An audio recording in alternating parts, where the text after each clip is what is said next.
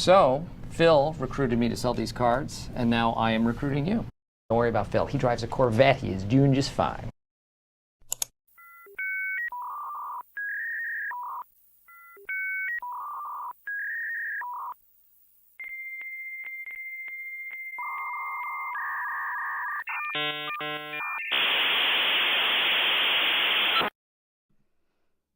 Hello, my friends of the internet.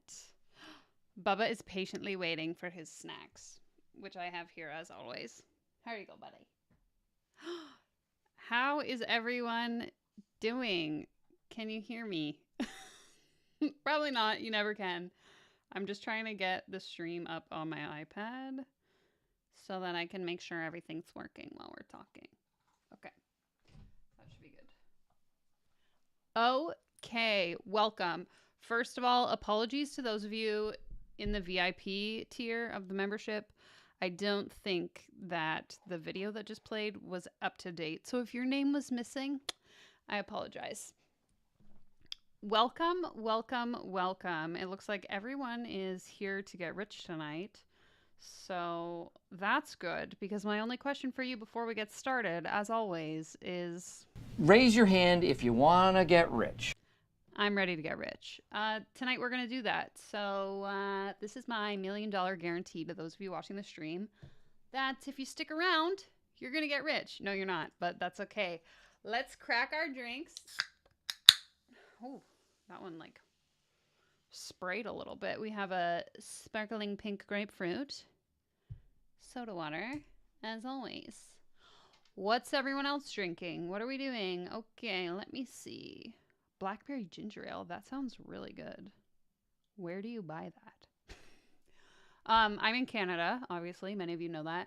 Canada Dry makes like a cranberry ginger ale at Christmas time. So delicious. Tasty, tasty. Okay, if you are watching live, catching the replay, be sure to thumbs up the stream if you enjoy this content. Really helps me in the mighty algorithm, to whom I am merely just a peasant. Okay, today we are going to be looking at some guy on the internet who claims to make $100 million or something absolutely insane. This was submitted to me through my reaction, what's the word? Reaction content, reaction form. I think it's linked in the description. I'm just checking that it's linked in the description. It is. So if you have content that you come across, people you come across, you want me to react to them, you can input their information in the Google form or link me directly to their content. So this video was submitted through that form, and I also received some additional content today via Instagram DMs on this individual. I'm not going to dox the people that sent it to me, but if you want to dox yourselves, you can go ahead in the comments. So we got lots of stuff to look at today. Looking forward to it. Love it. Love it. I'm drinking ice water. You know what? I got ice water too in here. I always got lots of drinks on the go. Earlier we had a protein shake and iced tea, like literal tea that I put ice in. Also delicious. Yeah. Let me know in the comments if you're someone who drinks like 20 drinks at a time, or is that just a me thing? I like the variety. Dr. Pepper Zero, delicious. Peanut butter shake. Drinking Tanner's Kool-Aid tonight. Love to see it. Ooh, a non-alcoholic IPA. That sounds good. I had recently tried, I believe it was an IPA as well. It was very delicious, non-alcoholic. Some guy, any guy. That's the thing, is like, I don't know. You're going to see his name as we go through his content, but I don't really give a shit who this guy is, because they're all the same, you know? His name could be Chad. His name could be Brad. His name could be Mike. It doesn't matter. They're all the same finance bro, fitness bro, who's going to teach you how to make $1 million but not actually teach you anything. So perfect. Gwen, glad to have you here. Gwen says, hello, I'm ready to learn how to start another business and get rich. You are in the right place. Today we are learning not only how to make $1 million, but how to make $100 million. So get ready. I'm just going to jump right in. I don't really have much else to say. I always spend the first 5 minutes just rambling on about nothing. So I'm thankful that you're here. Again, whether you're watching live, catching the replay, appreciate you. Now let's just go ahead and jump right in. I don't even know where to start, honestly. So maybe we'll start with the Instagram, because I think this is what was originally shared with me. But to be honest, I don't know. If you hear crunching, the guy behind me's having snack time. So that's what's up. Okay, so this is the guy's Instagram. It says he is a consultant for personal trainers and business owners. If you've been on my channel for any amount of time, particularly if you've been here from like the beginning of me creating scam commentary, so maybe about a year now, one of my original live streams was on the topic of the fitness trainer or fitness coach to business coach pipeline. So particularly in the female side of things, back in like 2016 when fitness YouTube was really popping off, there were a number of women who were fitness trainers, virtual fitness trainers at that time, grew large followings on Instagram, on YouTube, etc., and then grew like very successful fitness coaching businesses to then later in around 2019, I would say, transition out of fitness coaching into business coaching. So if you look up like Amanda Bucci, Marie Wald, I forget the other woman's name, but there's another woman I used to follow. Anyway, they're all now like business coaches, but they started in fitness. So my understanding with this guy is very similar, just he's a dude. So he was a personal trainer, then became like a coach. He calls himself a consultant, but now coaches personal trainers on how to get rich, is what I'm understanding. Again, I haven't looked into him too much. I gathered this content to react to it last week, and then we ended up kind of shifting gears for the stream. So we're all going to kind of like learn through this together. So excited for that. I'm ready to get super rich. You know what, Maya? Me too. Can't wait. Okay, so by now you've probably already read the bio, but I have not. It says over 100 million in sales, pinned post below. We'll definitely have a look at that. I help personal trainers and business owners scale. Kind of vague if you ask me, but okay. DM ready for help. Free course to grow your business. Cool. Okay, so let's see. I'm looking for... Okay, first of all, before we even get into any of this, I find it really interesting from a marketing perspective that he's targeting personal trainers, but he's also targeting business owners. And then further down, when we scroll into the pinned posts here, one is for fitness professionals and one is for business owners. So I'm kind of curious to see, we'll go through both posts and see if they're like identical. And he just swapped out the word personal trainer for business owner. Anyway. Okay, interesting. So someone in the comments is saying, back in 2018, I went through the same coaching program as him before he really hit it big. Which program, if you don't mind sharing? If you're comfortable sharing, please let me know, because I would be curious to know. Did you drop your... Oh, there you go. Oh, no. There you go. Okay, let's see. So... I'm looking for 7 fitness professionals who want to scale to 6 or 7 figures. If you want help building your fitness empire, just comment online down below and I'll reach out with details.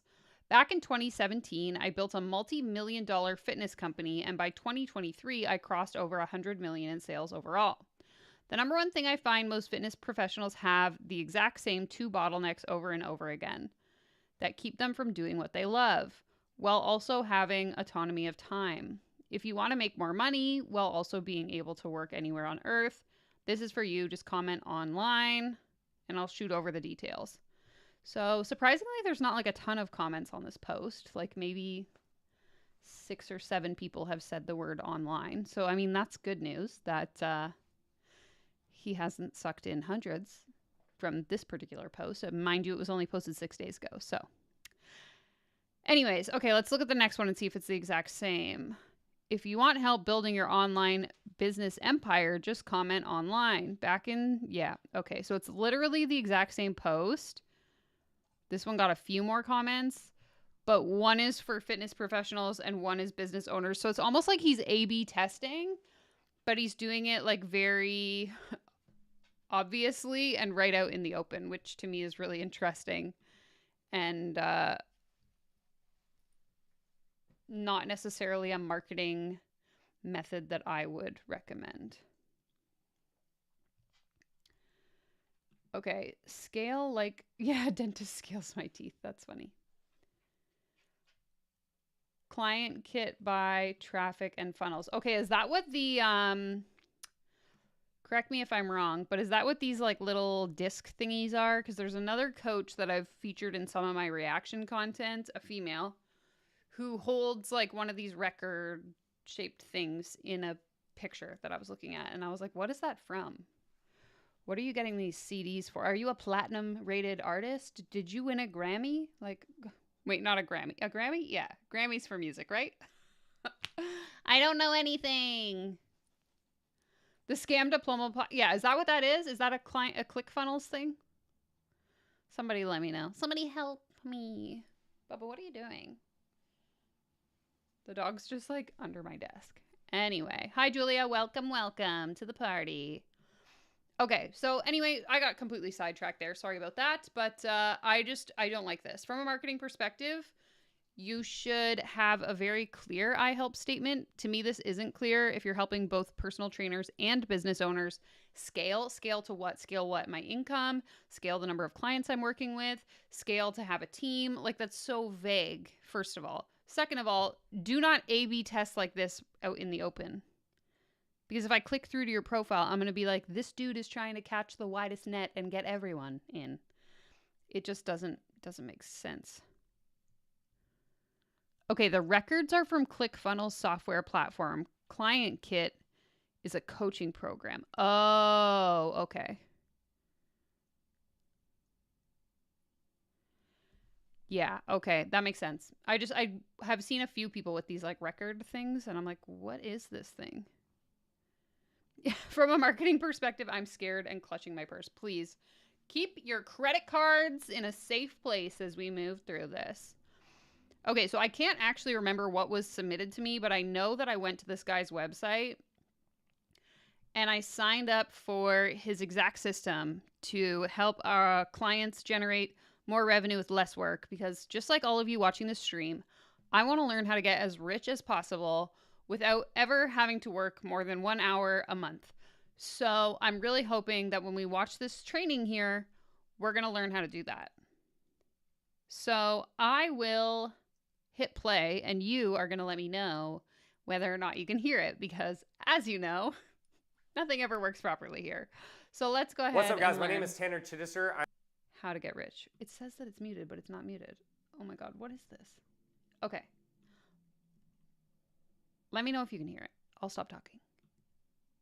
No, you can't. I can't. Tanner Chittiser. I am the founder and CEO of EliteCEOs.com. And okay, can you hear that?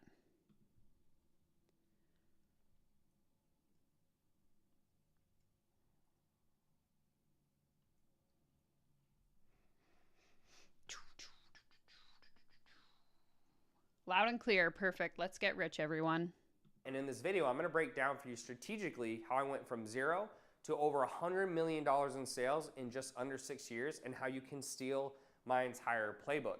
But before I do, I want to throw up on the screen the proof so you can see I actually am who I say I am. So on the left-hand side, you can actually see there, I had $88.20 in my bank account around 2016. I didn't know where I was going. I didn't know how to get out of my situation. And I really didn't know if I was ever gonna make it. And then on the right-hand side, you can see there's 5 different merchant accounts where if you add them up, there's over $100 million in sales. And then on this next slide, you'll be able to see, these are some of the clients we've worked with. We've had over 50,000 clients to date, but here are some of the clients who've gotten awards from us. They got to meet us in person. And that's just to make sure that you know that these are real people. These aren't. Wait, so this guy also gives out these platinum album looking things as well? Is that what's happening? Oh, why are we doing this? Just, mythical creatures that we just make out of thin air. We've worked with over 50,000 different clients like this. To understand how I pulled this off, I want you to first understand who I had to become as a person. So what you're gonna see here is I was one of 7 kids. I grew up in a very religious and you could say restrictive household. I had 4 sisters, 2 brothers. My dad was a pastor and my mom was a stay-at-home mom, obviously, to take care of all of us. And as I grew up, I was a little strange, you could say, and I was a little sheltered, and I got picked on all the time. And this bullying and getting made fun of as a kid, and part of it was, yes, I was weird, but the other part was, you know, I was playing dress up in tea parties with my older sisters, and I didn't have an older brother. And as I started to realize I was getting bullied, I decided to move into what I call my first painful, pivotal moment. So what happened at the age of 12, I was sitting in class one day and I realized I was getting made fun of. And so what I did is I went home and cried a little bit, and then I went to my parents and said, hey, I want to start working out.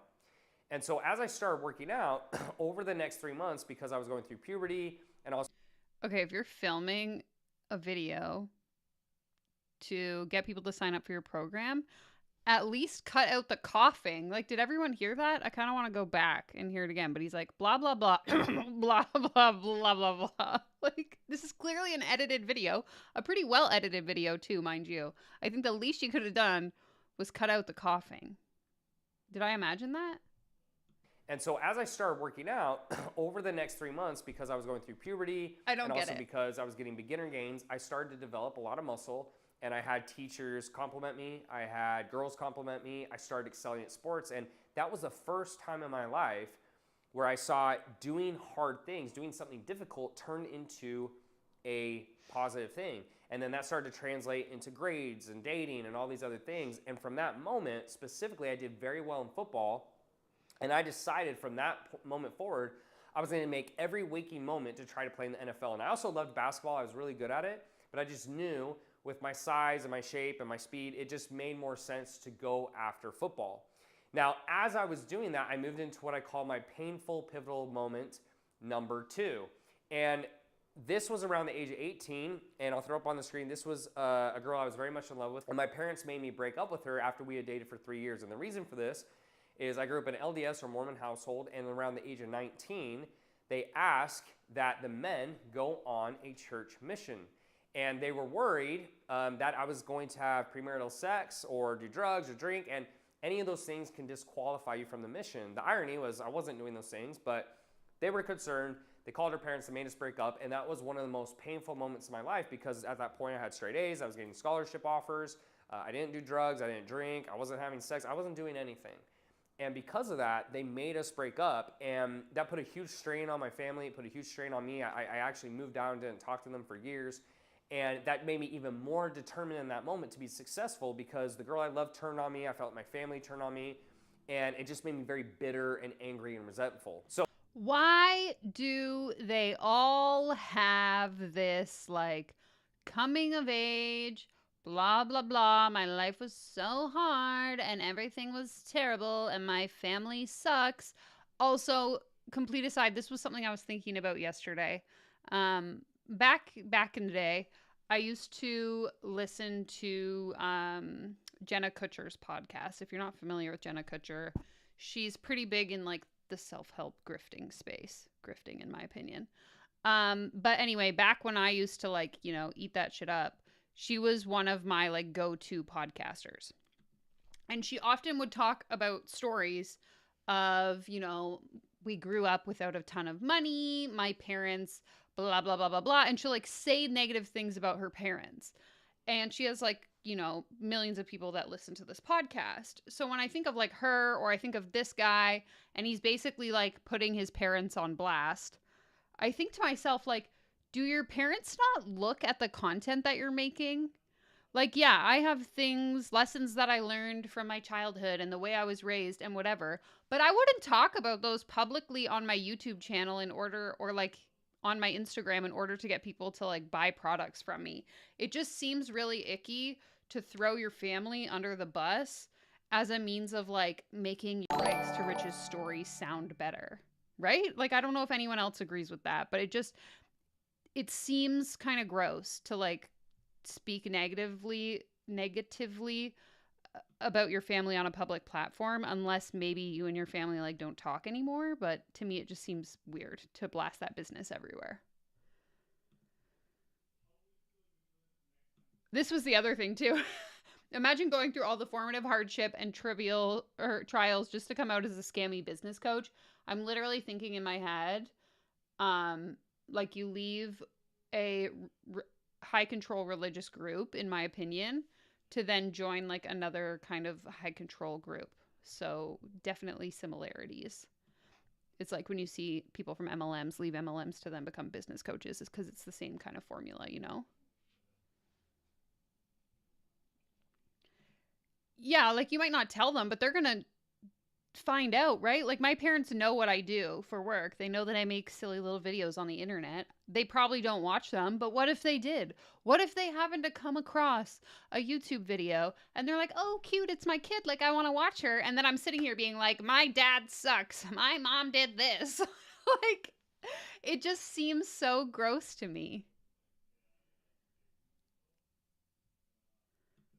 But then, okay, so then this comment says that's assuming their stories are even real. But then if they're not, wouldn't your parents be like, why the fuck are you lying?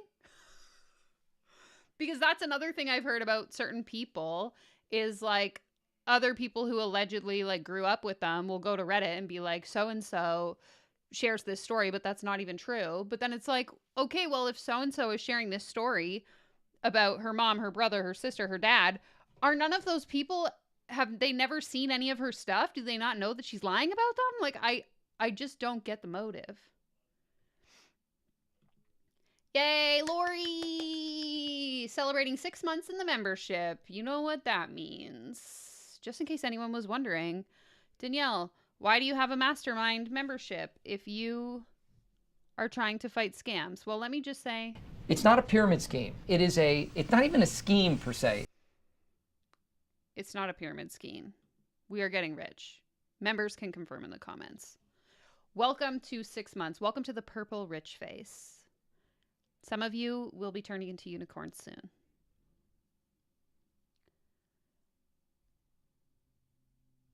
Harrison says they throw their family under the bus because their ideal client can unfortunately relate and are probably ostracized without a support network to lead them away from this.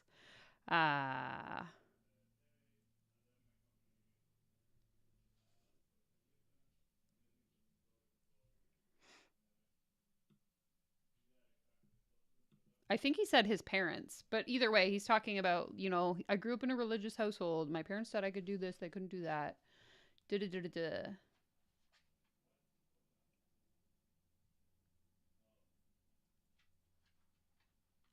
I don't know. Maybe it's like, to me, it's just like if you have respect for your parents and your family, you wouldn't use them to make money.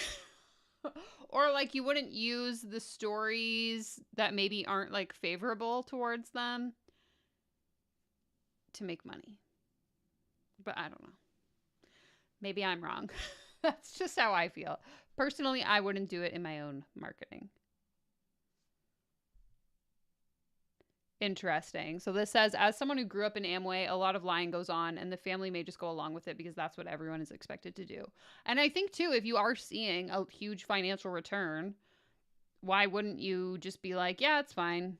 Like, give me a cut and you can say whatever you want about me.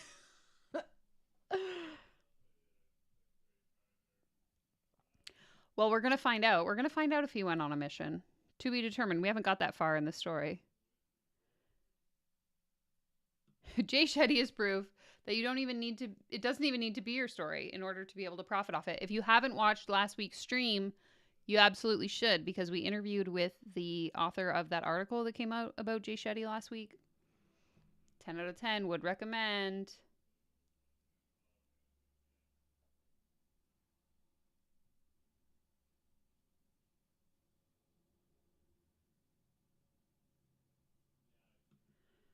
Lucky for you. I've had so many applications in the last week. I don't know who's who.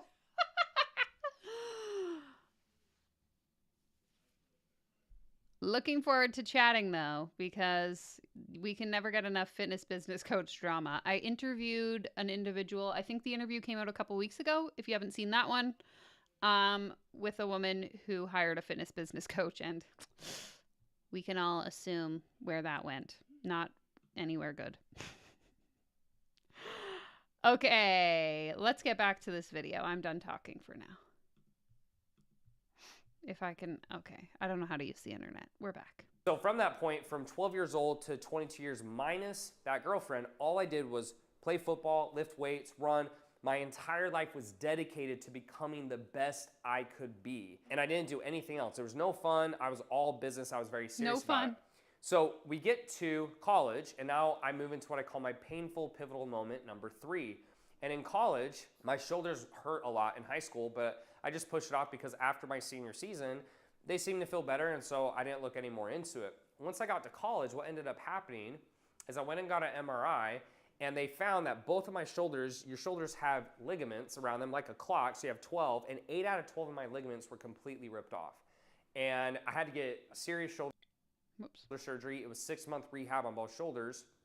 And so I went through this rehab and even took a semester off so that I could get them fixed and be able to play the next season. And right after I got my shoulders fixed, I went back on the field. One of the first plays, I re-tore them in practice, and that was the end of my football career. And I remember taking my helmet off, I threw it down, I walked off the field, and I knew I was never gonna play football again. Even if I did, I had really low shot of playing in the NFL because I just couldn't stay healthy.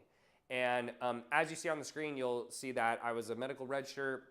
You can see I was on the depth chart. And so at that point, I became very lost and I didn't know what to do. And so that moved me into the next phase where I moved into what I call my painful pivotal life moment number 4. And this was when I started learning about business. So I had a mentor, you'll see him on the screen, his name is David Fry, and he convinced me to drop out of school with a year left. Now at the time as an engineer, I knew I was gonna make a lot of money with that degree, but I just couldn't see myself doing it long term.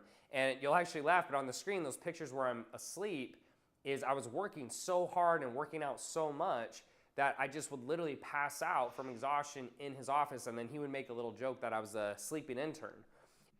Wait, who's this David guy? I missed that. I must have blacked out for a second. Did he explain who this guy is, or am I supposed to just know who he is? And what was crazy about this moment is nobody believed in me. My girlfriend at the time left me. I didn't know if I was making the right decision. My family discouraged me from leaving school, or at least wasn't super supportive, I should say. He was one of the only people who believed in me, and he started teaching me all about funnel. Oh, fun. Someone is joining from the YouTube live feed. Let me find the comment. Hello, Kelly. Welcome to the party.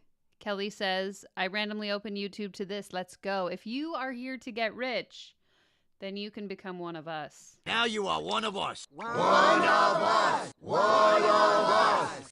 Welcome. Welcome to the party. And opt-in pages and emails and all the things that you're probably on this video trying to learn about or get better at. And I didn't make any money because I was selling a low-ticket product called the Rapid Muscle System. And it's completely against what I teach now, and it didn't work, and I didn't have any cash, and I didn't know how to sell it. And so eventually, after about a year, even though I'd learned a lot of stuff, I didn't know what else to do. And so I got up and left. I decided I was 23-ish or so, or 24 at the time, and I moved up to Utah where I had more family and friends. And there, I got recruited by a door-to-door sales company. And I figured, hey, my business isn't working. I don't have any money. Let me go to this door-to-door sales company, and hopefully I'll make enough money to get my business off the ground. And so I started selling door-to-door sales. So that takes me into painful pivotal moment number 5. And what you're gonna see here is this was me working. How many times do we got to pivot before we figure our shit out? At a company called Alder. So Alder is a security company in Utah. We went out to Alabama, and it was 6 days a week, 12 hours a day. It'd be 2 hours to drive out to area, 8 hours on the door, and then 2 hours back, 6 days a week. I did this for 9 months. And this was single-handedly the most brutal, the hardest thing I'd ever done in my life. In fact, to date, it's harder than building a $100 million company. And these are pictures of customers I went to, and I'd be sweating, I'd have guns pulled on me, knives pulled on me, 26 different objections. And again, there's a silver lining, because at the time, I was so distraught. I wasn't making as much as they had promised I would, and I didn't know what to do, and I was getting close to going back to school. I was so depressed and downtrodden because I felt after football, everything in my life just started going to shit, that I didn't know what else to do. So right before I'm about to quit, I see an ad on Facebook, probably similar to ones you've seen to me, that says how to start an online fitness business. And I had a big background in fitness and health, and I loved it. And so I clicked on it. And it was a sign from the universe to ditch my regular job and become a professional grifter. Let's go. On a call, and they pitched me a $5,000 coaching program. And at the time, I had no idea what these were, what high ticket was. So I only had $2,000 to my name. I paid $2,000. I went on the sales call, and they wanted me to pay $5,000. So I did. And then I thought, wow, if I could just duplicate this sales call 1,000,000 times, I could make $5 million. And then I'm going to duplicate that process 20 more times, and I'm going to make $100 million. Perfect. And never actually have to do anything. I just have to convince people to buy. But the thing that I'm selling doesn't have to be like tangible, because I'm just here to make money. I'm not actually here to teach people anything. We don't have to watch the rest of the presentation, guys. I already know what he's going to say. And then I went and applied for a credit card and put the rest on that credit card. And I got in the program, and there was a lot of fluff, it felt like to me. So I just asked the coach, said, look, just tell me what I need to do to be successful. Please, like, I just need to make money. And they said, look, take your $47 program you were trying to sell, that didn't work at all, raise the price to $1,500, and start messaging people on your social media and get them on a call. So true, And I said, that's Kathy. it? And they're like, that's it. I'm like, okay, this is so stupid, but I just spent $5,000. This is so stupid. You don't just raise your prices because you want to make more money. I feel like I have to say this in every single stream that I do. But when it comes to pricing in your business, you don't just get to decide that your services are no longer worth $200 and they're now worth $2,000.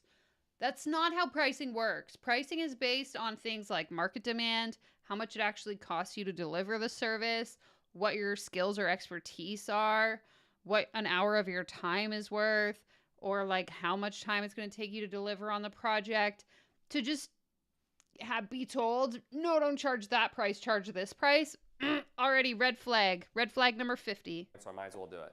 So I started messaging people, and lo and behold, in the first week, I make $10,000 in a week. And I go, oh, right? This is the moment. And what I did is I actually went back home. You'll see, it's hard to see on the screen, but there's a little letter. I don't know why it's sideways, but there was a letter that my mentor, David Fry, wrote to where I was leasing my apartment so I could get out of the lease, so I didn't have to pay anymore.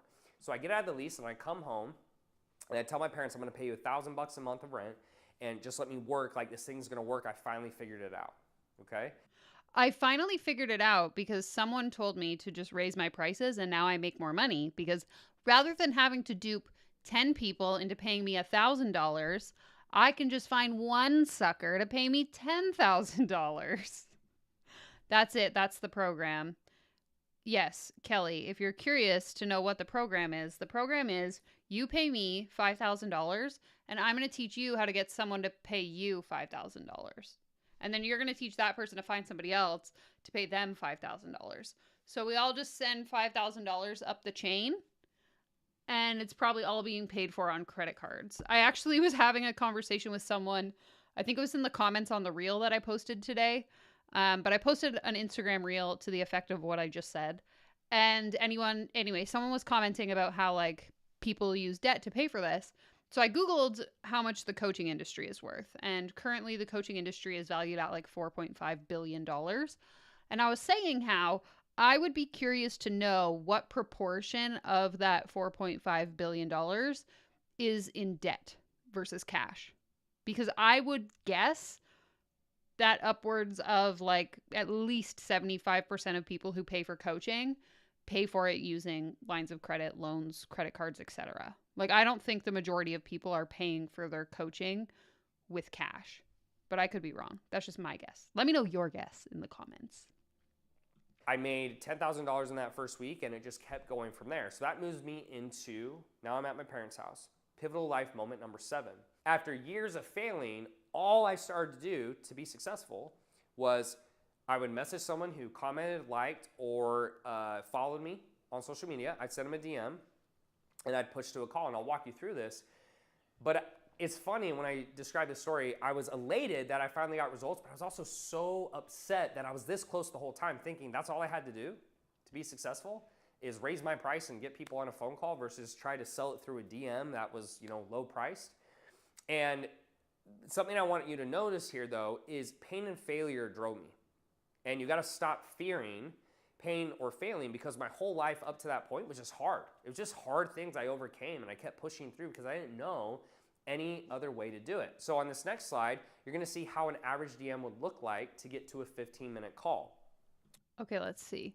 Hey, I saw you were following me and we hadn't connected. What's up in your world today? If anyone sent me a message that said that, I would immediately not answer. That's so gross. Hey, nothing much. Working and trying to get fit. LOL. How about you? Bah ha ha ha. I like how you said get fit, LOL. I'm just going through some emails and whatnot. What do you do for work? What did you mean by your get fit comment? This seems like creepy. I'm a nurse, and I've always been trying to lose weight and get in shape for about 4 years. Now, I was at 230 at my heaviest. Now I'm 160. Damn, it's pretty good. And fluctuating the past 2 years. I say I eat pretty healthy. I love working out, going to the gym on my own. Okay. Oh, I thought it was going to be like a continued conversation, but I guess not. Sure, but at the moment, I'm going to a Pilates class soon, just trying to get ready. That's fine. When will you be available in the next 48 hours? I can't expect you to just drop everything. Ha. Tomorrow, maybe around 2 p.m.? Sounds great. Here's my number. Don't give it to anyone. Ha ha. What's yours? I'm in Toronto, Ontario. Where are you? Awesome. South Carolina. Are you Central Time? Carolina? I'm Eastern Time. Google it. If you're trying to set up a call with someone and they tell you where they live, Google what time zone they're in. Otherwise, you look like an idiot because no, Toronto isn't in Central Time Zone. It's in Eastern. So a long history. What's your fitness goals at this time? I want to get to 130, 140, but I don't want to be so fixated on the number. A lot of my weight is held in my bottom half, LOL. I also understand that my weight can stay the same and I can lose inches because I'm gaining muscle. So you want to lose 30 pounds? What's the challenge in the way of you doing that? I seem to have hit a plateau. I do really good during the week. Weekends kill me. I'll go out and eat junk, which backtracks my whole week. OMG, that's the hardest part for sure. It definitely does. So what do you think you'd need to lose the weight and stay on track throughout the weekends? More self-discipline, to be honest, because I lost 70 pounds, so I know I can do it. What time have you... What? What have you tried so far to try to help that? Anything? No, not at the moment. Well, I do this fitness stuff all day long, but my advice to you is a lot to type out. Would you be cool to talk on the phone so I can share with you some solutions so you can solve this? Wait, this is the same message as before. Tomorrow maybe around 2 p.m. Yeah, this message here is the same as this one here. Actually, I just checked. We're the same. Call you tomorrow. Have a good class. Ew, I'd hate all of this. This is so icky. Sorry, I'm going to get caught up on the comments. I got sucked into a time warp there, my friends. Bubba's back. Here we go, Bubsy. Look at this cute little baby. Move him off my head. Okay, sorry. I'm distracted. Comments. What's going on, guys? That's a long convo for a call. Yeah, this is so cringe.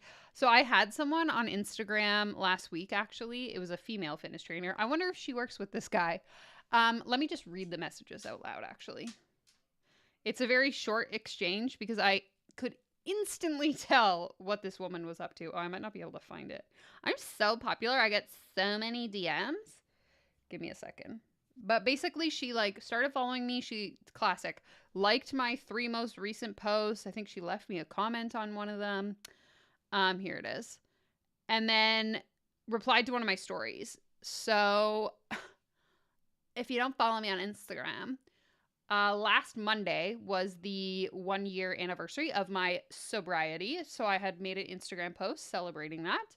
And she replied to it, congrats. So I answered back and just said, thanks so much. I don't know who she was, but whatever.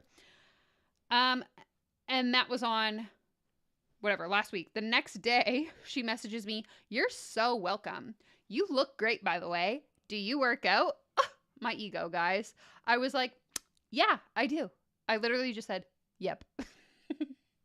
She said, that's amazing. Is there anything you would like to work towards with your health and fitness this year? And I was like, this bitch wants to freaking pitch me. Nope, just trying to stay active. Okay, gotcha. Well, in case you're interested, I recently helped my client, blah, blah, blah, grow her glutes and lose 6 pounds in just the first month of working with me without any food restrictions. Would you be opposed to me recording a quick video for showing you how we could get you the same results? I replied, nope. No, thank you.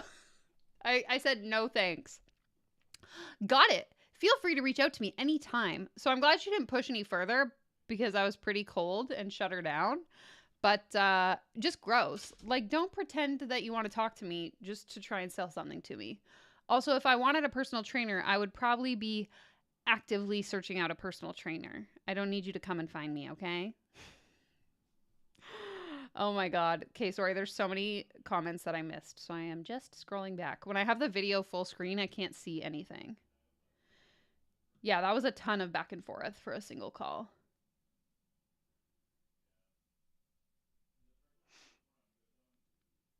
Some create messages between each other for testimonials like this. Yeah, I've heard about that in like masterminds where they'll like do fake testimonials or fake conversations.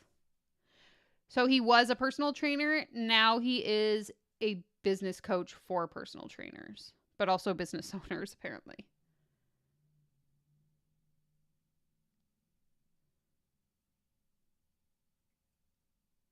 They are written by the same person. All the questions. So bad.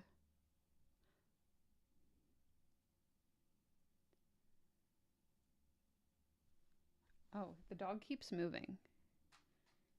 I don't know if you can really see him. He's hiding in the corner.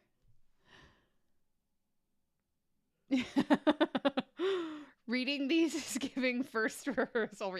Are you insulting my ability to read out loud to the class? Every time I'm like reading the wrong words, stuttering. I had a coach message me one time with a voice message, and I told her that messages didn't feel genuine. And she said, "Oh, I'm so sorry you feel this way." I had a guy messaging me last week, and he was sending full-on videos. And it wasn't just that, like, it was, I've had cases where coaches will, like, send a video, but it's very clearly pre-recorded and sent to everyone because it'll just say, like, "Hey, babe." But this one, he was, like, actually saying my name. So he was literally recording full-ass videos and sending them to me to the point where I started to get like anxiety. I couldn't watch them. I was so overwhelmed. Don't do that. Unless it's like your friend. Don't send people video chats. I hate that.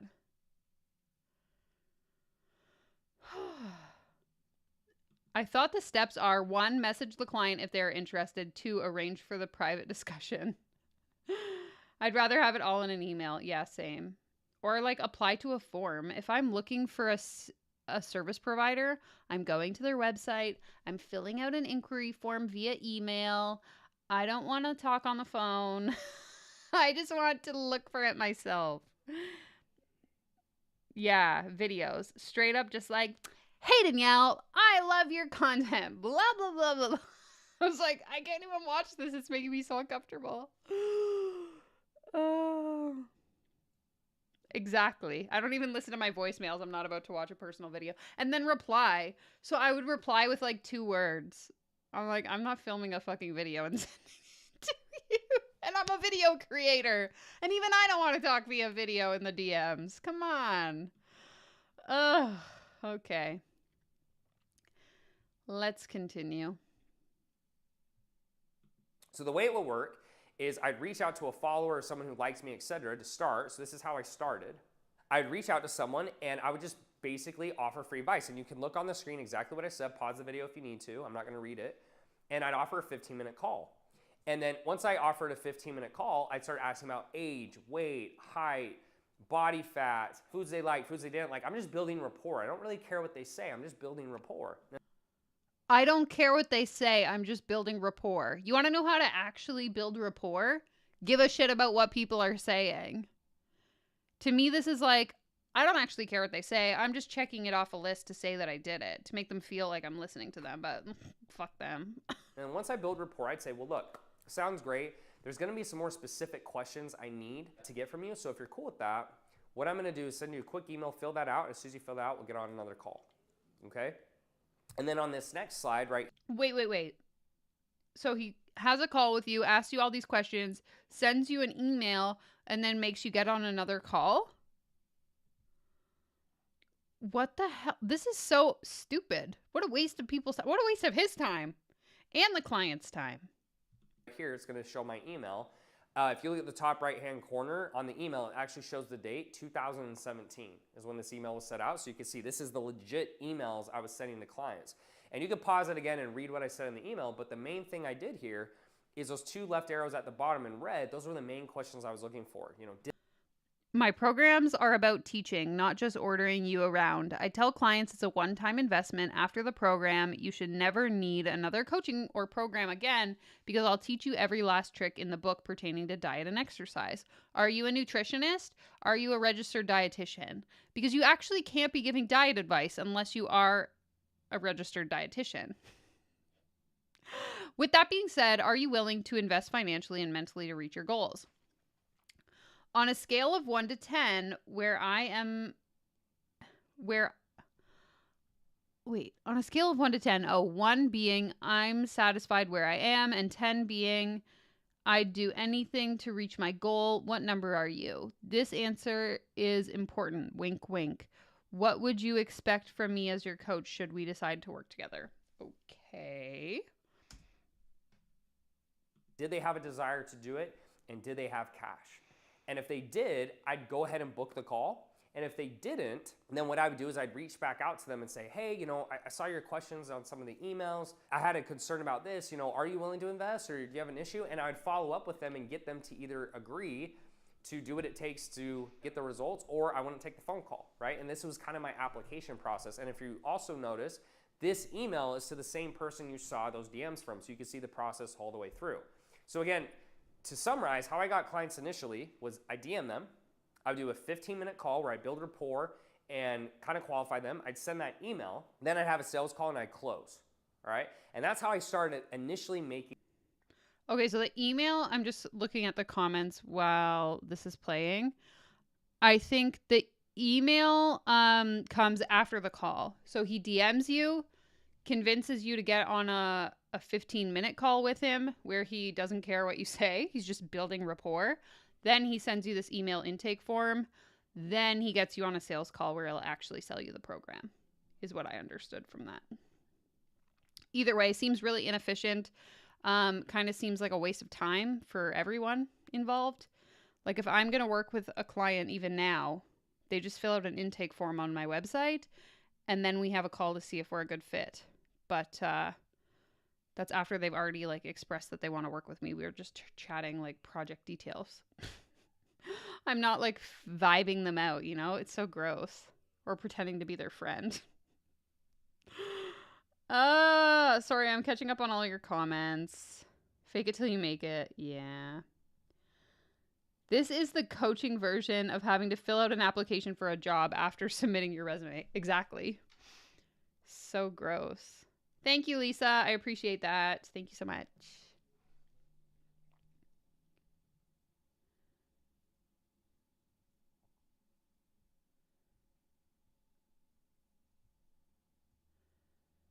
Online trainers have very loose relationships with their scope of practice. I've come to conclude that based on a lot of the content that I've reacted to on this channel. I would expect you to not video me before I know who you are. Yeah, so I am agreeing with a lot of what's happening in the comments. I think it would be more efficient if you're gonna, I don't recommend cold DMing ever, but if that's your strategy, have people immediately fill out the form. Don't waste their time by making them talk for 15 minutes. No, the 15-minute call isn't the sales call. He said he DMs them, gets them on a phone call to build rapport, then sends them this email to fill out this form. Once they fill out the form, then they get on a sales call. So if we go back to the previous slide here, he just showed that right here. So he DMs them, gets them on a 15-minute call, sends them the email, gets them on a sales call, and then closes them. Like, cut out the 15-minute call, send them straight to the form, then get them on the sales call if you're going to do it that way. Don't do it this way ever. But if you're going to, that's what I would recommend. It's better for everyone's time.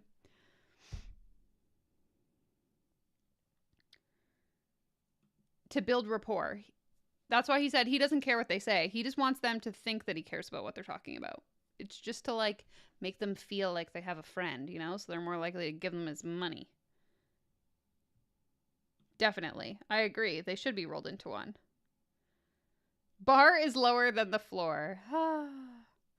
Just look at his arms. Obviously, he's good at fitness because I don't know if you know this, but fitness is copy paste. So if I'm in good shape, I'll just tell you to do what I did and it'll work for you 100%. Love that. Love that for all of us. I'd send that email, then I'd have a sales call and numbers, and I just could not believe it. I couldn't believe it was this simple. Now, with that being said, that's essentially cold DMs. And that's for a brand new beginner, and that's a great way to get cash initially, but it's not gonna last forever. So what I did to supplement that is I added 2 new ways. One was shout outs and one was boosted posts, okay? Now the way a shout out works, I'm gonna show you on the next slide. This is a picture of me in a red Lamborghini where this was a page that I actually. For the next 6 months, become addicted to these 7 habits and you'll be unrecognizable by June 2023. The Billionaires Club. What the hell is this? Actually reached out to, and we had a full-on conversation with them. And what you do is you'll send X amount of money. So for us, it'd be $100 or $200 or $300, whatever it is. In return, they shout you out. Now, this is kind of a, I don't know, kind of a lame post. Like I wouldn't post something like this now, but at the time I thought getting Lamborghinis and stuff was cool. And they would post this and they follow at Tanner Chister for XYZ tips.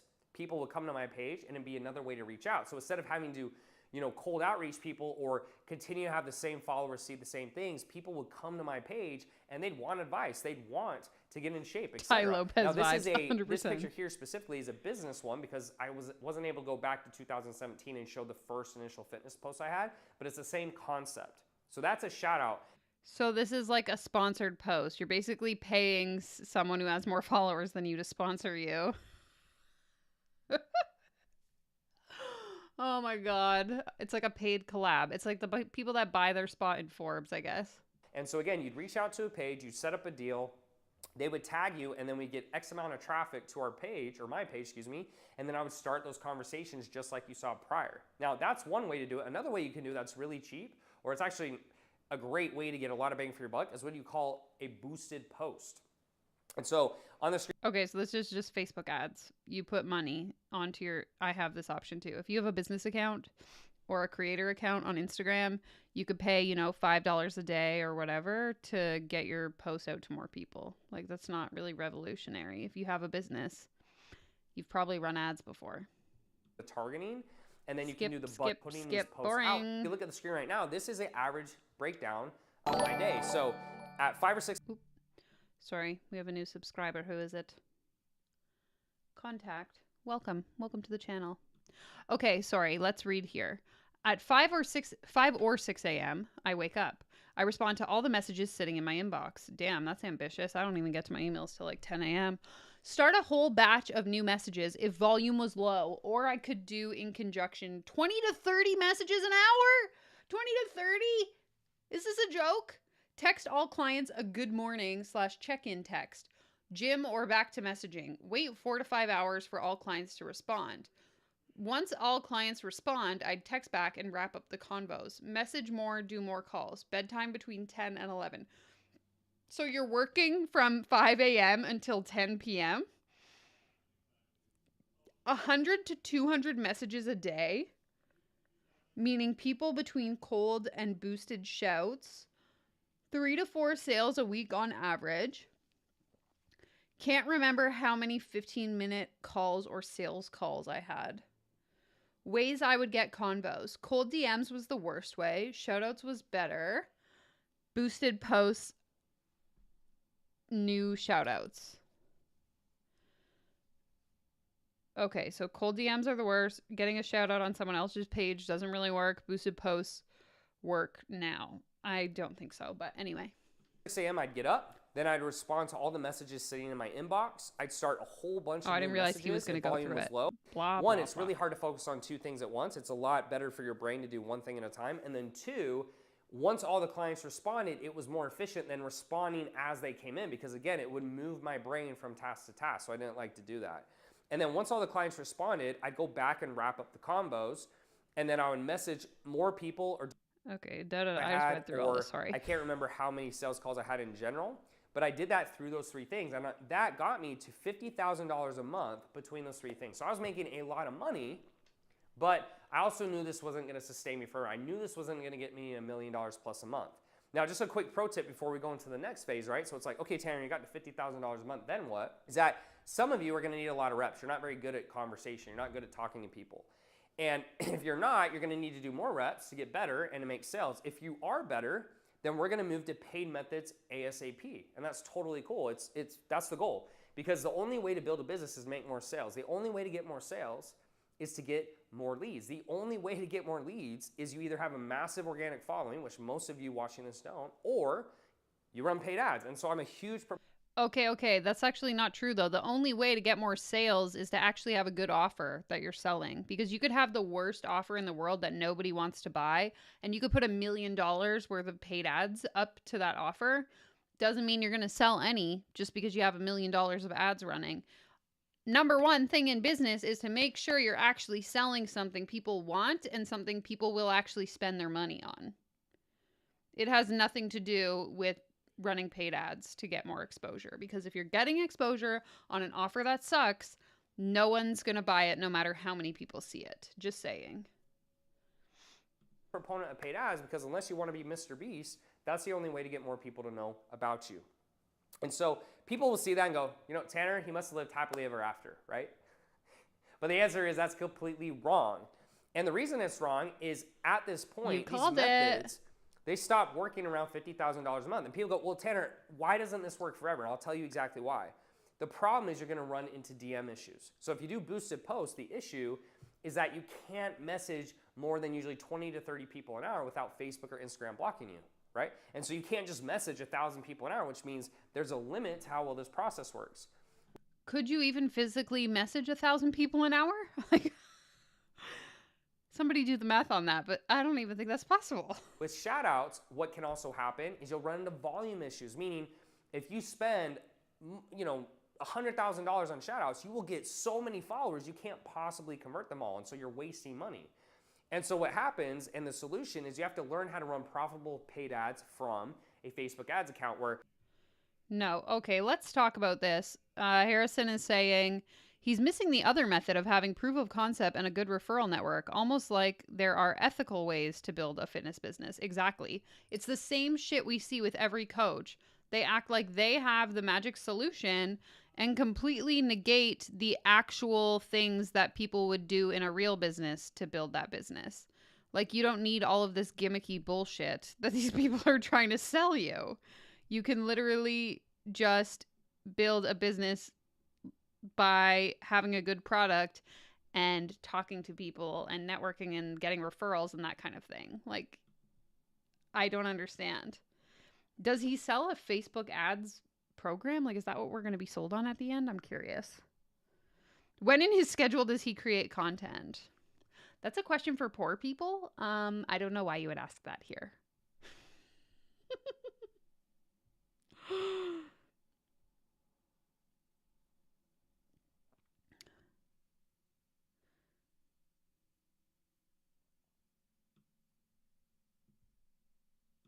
Yeah, we haven't really got quite up to like what we're going to be buying at the end of this webinar. So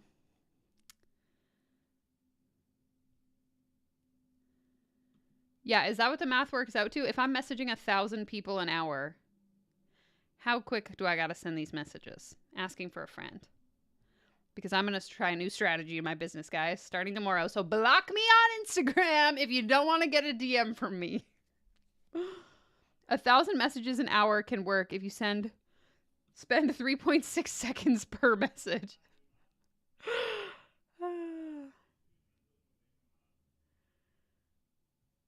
Oh no. So good. I found this guy. So I have a form linked in the description of every one of my videos. It's included in this one titled Submit Your Reaction Content. And so somebody who watches my channel sent me this individual's Instagram profile. And so I did some clicking and now we're here suffering together. Okay, interesting. Can confirm from coaches in the program. They use VAs from the Philippines. They pay pennies on the dollar to handle the volume. Makes sense. Okay. We're over halfway at least, so let's continue to suffer together. The client or the prospect will click on an ad and they'll be redirected exactly where you want versus they're just coming to your Instagram or Facebook profile. And ads, again, just to be clear, is when you're running something where the client or prospect clicks and it goes straight to a messenger directly or an opt-in page. Okay, so it's a little different than boosted posts and shoutouts. That is technically a form of paid traffic, but it's a little different. All right, so now we're talking about ads that help me scale to 1.5 to 2 million a month. Now, this takes me into pivotal life moment number 8. Wait, did you say 1 million a month? He went from 50K to 1 million a month? Where I go, okay, As a fitness coach? now that I need to figure out ads, I need to hire more help because I didn't know how to do ads at the time. I didn't know how to run, VSLs or webinars. Okay, I'm going to try speeding this up to 1.25 and we'll see if we can still understand what he's saying. I didn't know how to set up my ads manager, and so I go out to start paying for more coaches. I think now, it's okay. The first coach, you guys already know about it, that was $5,000. It helped me change my price point from low ticket to high ticket. Good investment.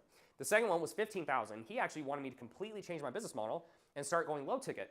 And I did that for a while, and I realized, this guy, he's not right for me. This isn't the right step, so I'm going to go to someone else. So I went to a third coach. And what they did is they were a done-for-you marketing agency. And so they actually started doing all these things I'd already tried. They didn't know that, but I did. And I didn't get very much results. And so Then why didn't you tell them? If you're hiring a done-for-you marketing agency, which if you're not familiar, if you're watching this, you're like, what does that mean? It means that the marketing agency does the marketing for you, which would probably mean in your intake sales call you would have had with them, they would have said, like, do you want help with ads? What kind of strategy are you looking for? That kind of thing. So for you to say, well, they just did what I was already doing, that sounds like it would be a problem on your fault for not telling them that you already did that. fired them and went to the next one. And the next coach I had was a done with you program, similar to maybe the mastermind or the programs I have now, except just obviously not as good, right? Not as lucrative, not as much money made. That didn't work. And then I went to I love how he's comparing himself. So Elite CEOs, if you weren't here at the beginning, that's the name of his coaching program. He's comparing it to a done with you program that didn't work. It didn't get him results. That would be like me being like, hey guys, I'm launching a coaching program. It's kind of similar to the coaching program I paid for in 2018, which I didn't get any results in it, but mine's better. So pay me. Like, so dumb. a fifth program, which was a done with you program. And that was a training point, but not in the way you might think. And the reason is that I actually got on a call with this coach. I was so upset because he said, oh, we're different, we're better. And I really wasn't getting anywhere. And so I called him and he challenged me and said, you know what, Tanner, either stop crying and do the work or get a refund. And because of the person I am, I got so upset that I started reaching out to all my leads manually, having conversations, and I finally started making money with ads. I actually went from a 1x ROI, which I would break even, to a 10x ROI. And it was this light bulb moment. I'm gonna show you exactly what that was. So on the next slide, you're gonna see that what most people do is they'll run an ad to an opt-in page, to a webinar VSL, and then a call. And then if they can't get them to book a call from the webinar, they might send out some emails, and they'll get 15 to 30% open rates max, which isn't very good. And I hated this, not because it can't work, but because I felt like I was crossing my fingers, praying, hoping that someone would book a call for me, and it just didn't. And so right at this time, this was 2017, so this was some years back, this is when ManyChat comes out. So this is the pivotal moment in my life, number 9. And what you're gonna see on the new way, on this next slide, is that what changed is instead of running ads to an opt-in page, I ran an ad to Messenger, right? And so what was great about Messenger is inside Messenger, not only could I have a DM conversation, but on the back end, I could do emails, texts, setters, I could send more DMs, we could do Facebook groups, 2-steps, live trainings, like there was all kinds of things I could do. So what ended up happening is, if you're looking at the slide, Magical Formula 1 was the fact I could start having conversations with these individuals, which if you look at my success, I was replicating the same thing that I did with organic. And then on the back end side, I created what I call our elite operating system. We actually do this for clients, where there's 7 to 9 touch points, and if you look statistically, most sales are made after 7 touch points. And this completely revolutionized my entire business, because instead of focusing on having this perfect marketing system of a perfect video, a perfect VSL, which all these gurus and coaches were telling me to do, I just focused on the follow-up, and I scaled what was unscalable. So on this next slide, I'll show you a conversation. You can just pause the video because I'm not going to read through it, but if you want to see it, pause the video. Oh, I want to see it. Okay. Oh, it's kind of blurry, so bear with me. Hey there, so glad you're ready to make a change. Now for step number 2. Just click the link below to register for how to permanently transform your body with 0 food restrictions or life changes. Type stop if you clicked this by accident. Suzanne, what's up in your world? I'm online right now, so just wanted to say hi and see what your ultimate goal is. Hello, my world is fine. My ultimate goal is to lose about 45 to 50 pounds, but I'm not really sure you can help. I used to be weight-wise 126 to 130, and I was happy. And now I'm thrown into menopause, and in 3 months I've gained 45 pounds, and I've joined the gym, exercising my butt off 4 days a week for 1.5, I'm assuming she means hours. I've always watched what I ate, not saying I don't enjoy pizza or a burger here and there, but it's few and far between. I consulted my doctor because I feel the gain has a lot to do with my hormones, but the doctor says I'm not into full menopause. I disagree. I'm at a loss here, and I just don't want to buy into a bunch of products that my friends encouraged me to buy. And then it's cut off. I can't read it. As in trainer, I requested a trainer to consult with at my local Planet Fitness, but it seems as though we have conflicting schedules. So no, the only other person I talked to was my doctor. Yeah, trainers don't really care about you. They just want to make a buck. I can't even read that with a straight face. Personal trainers don't care about you, but I care about you. So pay me $10,000 because I care about you, okay? I care about you. On a scale of 1 to 10, where are you? 10, you'll do anything if it's really easy and 100% works. By that, I'm a 10, not afraid of work. Are you sure? Physically, financially, mentally, you'd be all in? Physically, mentally, yes. Financially, budget friendly, yes. What do you mean budget friendly? The cost has to be within an amount I know I can do monthly. Oh, it would be like the cost of a personal trainer. Can you do that? What's the cost of a personal trainer? I've never worked with one. Is there a site I can go and read up on your program without committing to anything? Yes, you can go here. And then I'm assuming like a day passed or something. What do you think? I've looked at this. When trainers use the word macros, what is that? I'm interested. The guy in the video said he signed up for 12 weeks. How much was that? Macronutrients are what make up the caloric content of food, so carbohydrates, fat, and protein. It depends on what you need. I can customize each plan to fit with each client. Make sense? Yes, it does. So are you serious enough to book a call with me to discuss? Is there a commitment making the call? No, it's free.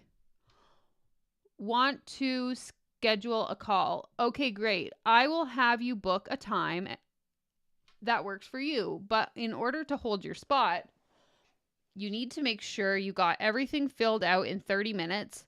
Takes about 5 minutes to book and fill out the sheet. Can you do that now?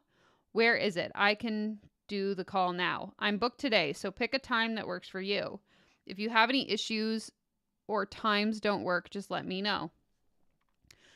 I'm so confused. So he's telling her that if she doesn't fill out the form in the next 30 minutes, she won't be able to book a call. Is that what he's saying? Do you schedule Saturday and Sunday? I'm open tomorrow. What time do you need and in what time zone? I just saw that you booked. Please fill out the short bio sheet right now, or the call auto cancels within to the end of the conversation. Within half an hour. Make sure to fill that out, or the call cancels in 20 minutes. I did this. Did you fill out the application with all the questions? I haven't seen it come through. Yes, it asked me about my husband's support, what I expected from you, when I would want to start. Asked even about doing a loan if I was serious, which won't happen. I'm sorry, I didn't see. Would you mind doing it again? I have never had this problem. Why would you put this on your website? Don't you have another conversation with someone else where you didn't run into tech problems? This seems so weird to me that you would use this example to be like, I actually run my business really inefficiently and tech problems happen all the time. And so much that the only proof I have that I have a program that works is where I talk about the tech problems. Like, I get it. I've had issues where like people have to redo things, but why would you use this specific example in your marketing? I'm not taking out a loan to do the program. If I can't afford to, I won't do it. Okay, even if you felt it was what you needed? Hey there, you put that your husband does not support you. What do you mean? I haven't talked to him about it. He is at work. Okay, would you allow would he allow you to use a credit card if he felt this is what you needed? I would be using my credit card. I don't need his permission. I'm 55, man. Woman, this is a fucking red flag. This conversation is filled with red flags. If anyone ever talked to me like this, I would be like, I'm not hiring you. Goodbye. Like, I can't imagine hiring a service provider, like going to get my hair done, which is freaking expensive if you have blonde hair, okay? And her being like, well, did you talk to your boyfriend before you came here? Are you going to pay with a credit card?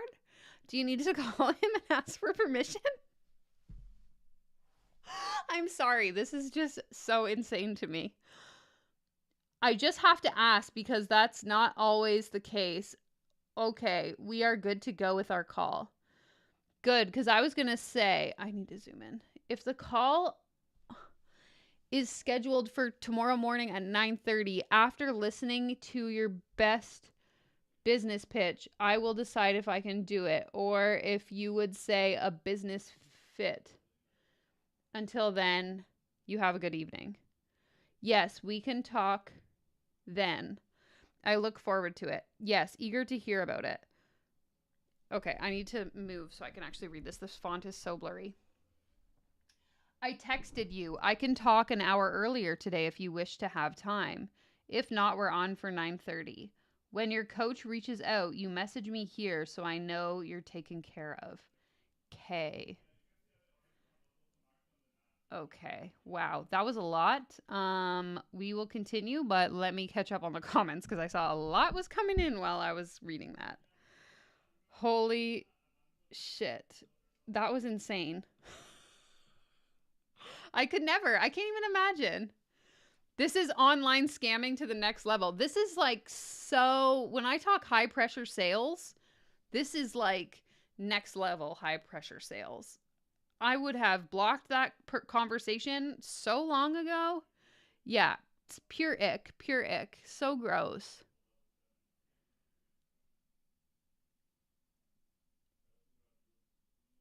Yeah. Husband support. Better get your husband to give you his credit card so you can afford to work with me. Ugh. Straight up red flags. Oh my God, so bad. Do you want to react to his Better Business Bureau and Yelp reviews after his course video? They're pretty on the nose. Yeah, I have a Reddit thread open, which we will look at, and then maybe we'll go to the BBB. Bets on whether she ghosted. I wonder if he's going to tell us.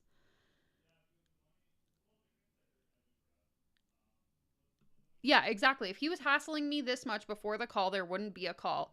I would have not gotten through half of this conversation. Let alone the part where he tells me I need to ask my husband for permission. Like,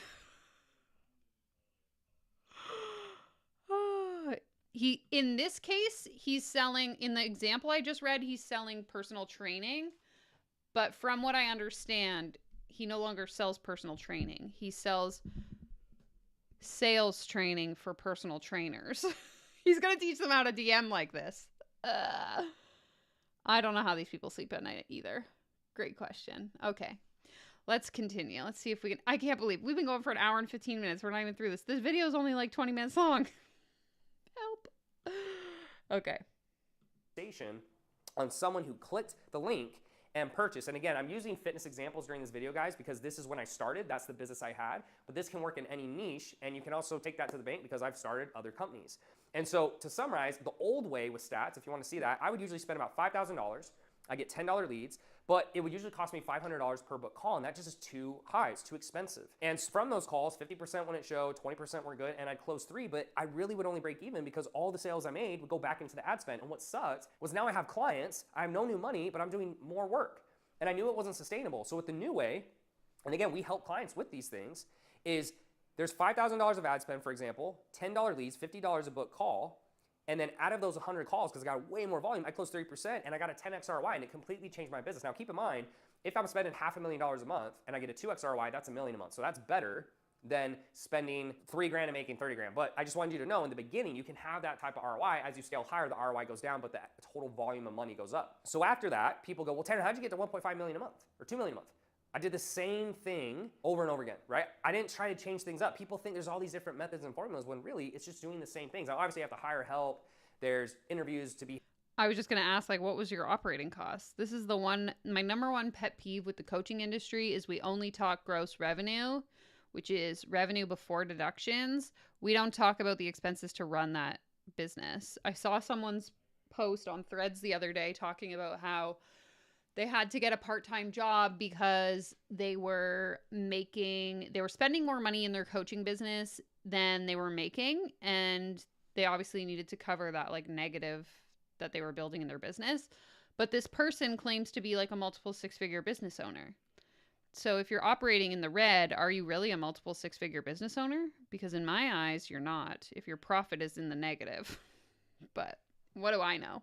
There's, different scenarios, refund requests, there's things that come along with it. But in terms of sales, I did the same thing. And what I did is I went from $3,000 a month of ad spend, which is $100 a day, to $500,000 a month of ad spend over the next year, which is $15,000 a day. And I can't even believe I'm saying that because I was spending so much money, but it was so profitable when I had this system dialed down. And then what I did from there is I hired people to replace myself in fulfillment, messaging, sales calls to buy back my time. And that's how I'm now able to travel the world and do all these different things, win all these awards. But I have a team that's with me that makes it enjoyable.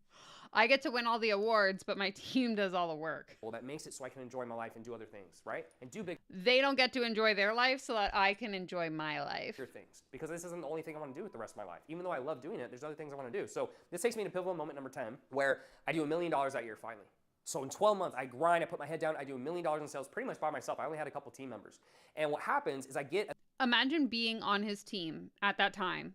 And now he's saying, I made $1 million pretty much by myself. Like I had a couple team members, but they're not even that important. Fuck those guys.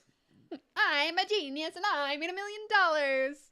The ClickFunnels award from, a Two Comma Club award for ClickFunnels, excuse me. And that gave me so much publicity and notoriety because there were so many business coaches doing well, but there was no one else doing anything else. And I was a fitness coach. And so people started saying, hey, that's the fitness coach. That's the guy who built the big online fitness business. And so I had all these trainers, personal trainers, start asking me for help. And so when they started asking for help, I initially said no because I hated business coaches and I'd invested in business coaches and I felt like I got screwed over on business coaches. And to date, guys, I've spent about $3 million in coaching. But I had a list of about 15 trainers that said, look, like I'll tell you what to do, but you got to do exactly what I say, no complaint, etc. And I took that business to $10 million in a year. And that's what you're going to see on the screen right now. So I went from $1 million to $10 million in a year. And it was an absolutely craziest year of my life. We 10x'd the business. And then what was cool after that is more people started asking for help. So more people outside the fitness industry, probably people are watching this right now, you're like, well, I'm not in fitness, Terrence, is that all you do? Of course not. They started asking for help. And so we started doing 15 million, then we did 20 million, then 20 plus million. And I just recently got an email from ClickFunnels. You guys can see the date. This was January 2024, that we had just crossed $100 million in sales. And keep in mind, the first year we only did $1 million, so we made up massive ground. And over the next 6 years, to do that, I just kept doing the same things over and over again, despite how boring they became. But I want you to notice something, and a lot of people don't notice this. My entire life was made up of pivotal moments where I was able to decide who I wanted to be, right? So each time I was faced with going back to what felt comfortable, right? Going back to school, quitting, giving up the business, or pushing through even when I felt depressed, sad, and uncertain. And I can show you all the strategies in the world, but until you decide to succeed, no matter what, you probably won't, right? So you must decide here and now. You must decide to leave your morals at the door. Ethics, we don't know her. You must decide you will do anything at all costs of anyone else's happiness for you to get rich. Let me know in the comments if you're willing to make that sacrifice. Now, that no coach will ever stop you, that you won't quit, that a program won't stop you, that you'll do whatever it takes, that you'll ignore your feelings, that you'll keep investing in yourself, that you're worthy of success, that bad things will happen, and you'll just have to accept that's life and understand that the faster you fail, the sooner you'll succeed, because you can't avoid failure, because if you did, that would mean you know everything, which you don't. And so what I want to invite you to do is, if this resonated with you, if you have been anywhere in that journey and you're struggling, or you want to get to the next level, or you're at 50,000 or 100,000 or 200,000 or $500,000, if you're anywhere below 2 million a month, you have more room to grow. At least you can learn something from me. And if you're over 2 million a month, this won't be for you. But if you're under that, then I want to invite you to click down below and book a call where we can walk through these processes with you and see exactly where you're at and see what we can help you implement. Because yes, on paper, this looks simple, right? Digging a hole with a shovel looks simple, but we all know it's hard, right? The tool's simple, the strategy may be simple, but we know there's gonna be rocks down there, or gravel, or things along the way. You might need to take a break. You're gonna need to take a lunch. So we're selling you the shovel so you can dig the hole and we don't have to do any of the work.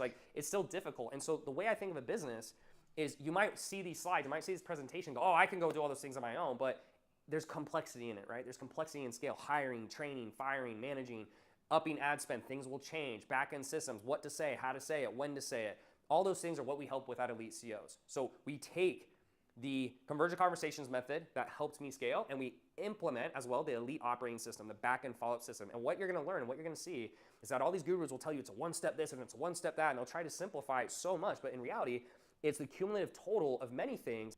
It's not one step, guys. It's about 10 steps, and I'm going to teach you all 10 of them. These complex, intricate steps. It's not just one. It's many, and I'm going to teach you, but you got to pay me $10 million. That help you get the results you're looking for. So I hope you enjoyed this video. It came from the heart. I wanted you to know a little bit about who I was and what I had to go through to get to where I'm at, not only from a personal level, but a strategy level, so you can know if you have the personality and you just need the strategy. Because I can't give you the personal strategy, but what I can give you is the tools and the coaching and the mindset that's going to be needed to scale to $100 million and beyond. If this resonates, click down below. It's a free call. There's no pressure. Come to the call. If it's for you, great. If it's not, all you lose is an hour. And one thing that I'm proud of is I'm one of the only people in the space who's been in the space this long. Every other competitor we've had has gone out of business in the last 6 years. Every single one. We're the only one left. And that's hard to do unless you're really good at what you do. So go ahead and click down below. Fill out the application. We'll have a call with you.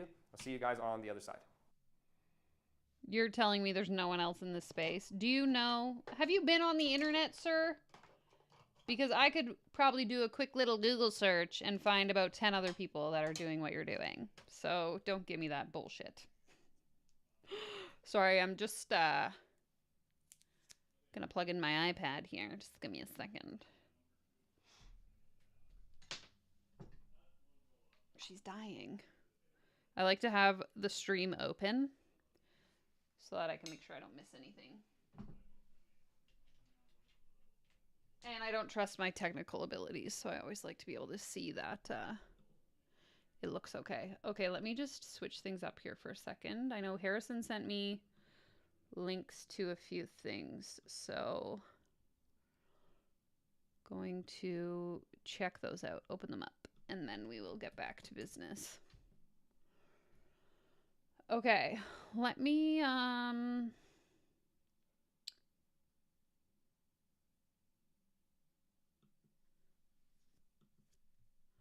get to the comments as well. Okay, so we have a Yelp reviews and a BBB. Perfect. Okay, and then I also have this Reddit thread that I thought we could read. There was also a YouTube video, but not worth it. Okay, sorry. Let me catch up on the comments, I suppose, and then we'll go from there.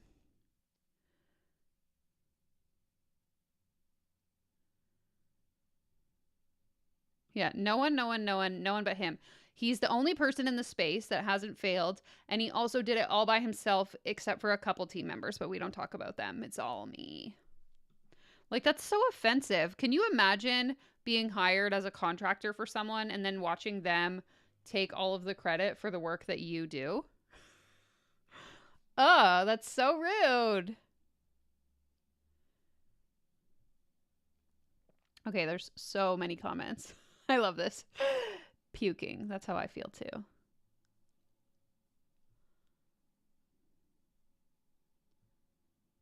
My blood pressure always goes up in these lives, but I also am glad you're creating awareness. I definitely lose a few brain cells every week watching this stuff, but it's like a car crash. I can't look away.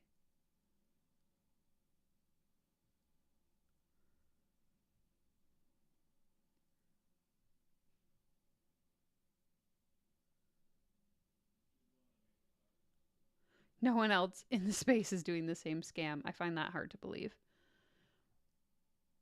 So he was a fitness trainer, but then he became so successful at fitness training that he decided to teach people how to build a fitness business, but not just a fitness business, any business. So we love to see that. Okay. Ooh, this is spicy. Okay, Harrison just sent me some tea, so let's look at it. And then I'll get back to the comments. He said I can put this on the stream, so here we are. So this is a email or a Instagram exchange between the two of them. And it says, "Hey Harrison, hit me back with your email. I'll send you a gift. It's the exact same worksheet my 6-figure clients use to define their coaching offer and avatar." So for context, those of you that are new here, sorry, Harrison is in the chat, Gym Lessons. He is an online fitness trainer. And he did an interview with me a couple of months ago. If you want to link it in the comments, you can. Where we talked about he didn't sign up with Tanner. He signed up with a different business coach. But he got duped by one of these, fitness coaching coaches. So same kind of idea as Tanner, even though Tanner claims to be the only one in the space. That is not the case. So just for a little bit of context. So then Harrison replies, "Am I on a list here?" And then Tanner says, "My bad, man. Automation's fired off. I'll make sure you aren't messaged again. Take care." Like, okay. So I guess his Manny chat failed him and he started spam messaging people. We love that. Yikes. Okay, sorry. I'm so far behind in these comments. I'm going to skip ahead a little bit. Okay. Yeah, 2 million a month is just sleazy for info I could get for free from better sources, or at least at like a reasonable price.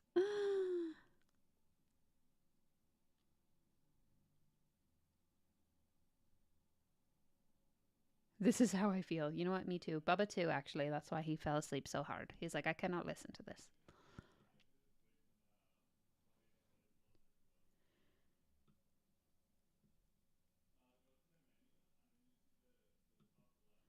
A lot of the business coaches that started at the same time as him did quit their business. I know of at least 6 off the top of my head.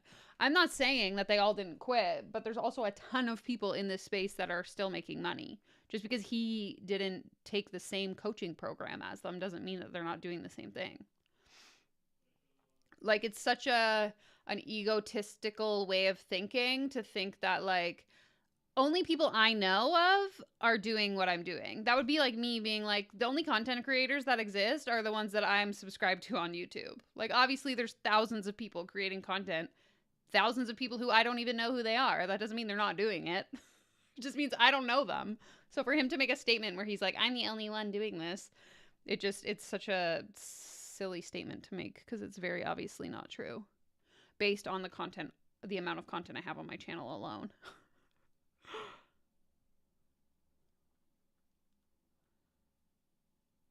Yeah, exactly. I would love to pick one of these people's brains for our business. We can't approach everyone and can't advertise on social media. Tell me some real tricks. Let me know what kind of advice they give you because I can promise you they won't have any for you.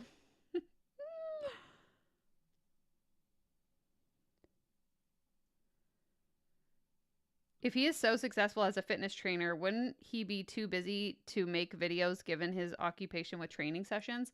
No, so he started outsourcing the training. So what he was talking about in the video was that he started hiring fitness coaches to do the coaching for him so that he could just make the money and then pay them like a portion of whatever he was collecting from the clients.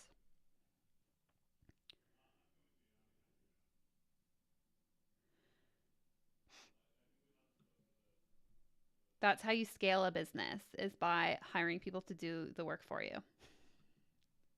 Which in the context of personal training, I don't get it because it's the same as when I had a yoga business. So if you didn't know that, I used to own a yoga studio. It was a private service. So people would book me. I would drive to their house. I would give them their yoga class. That was the format.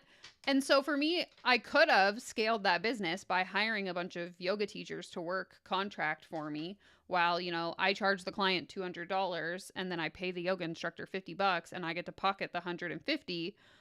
But at the end of the day, people were buying it for me. They wanted me as their instructor.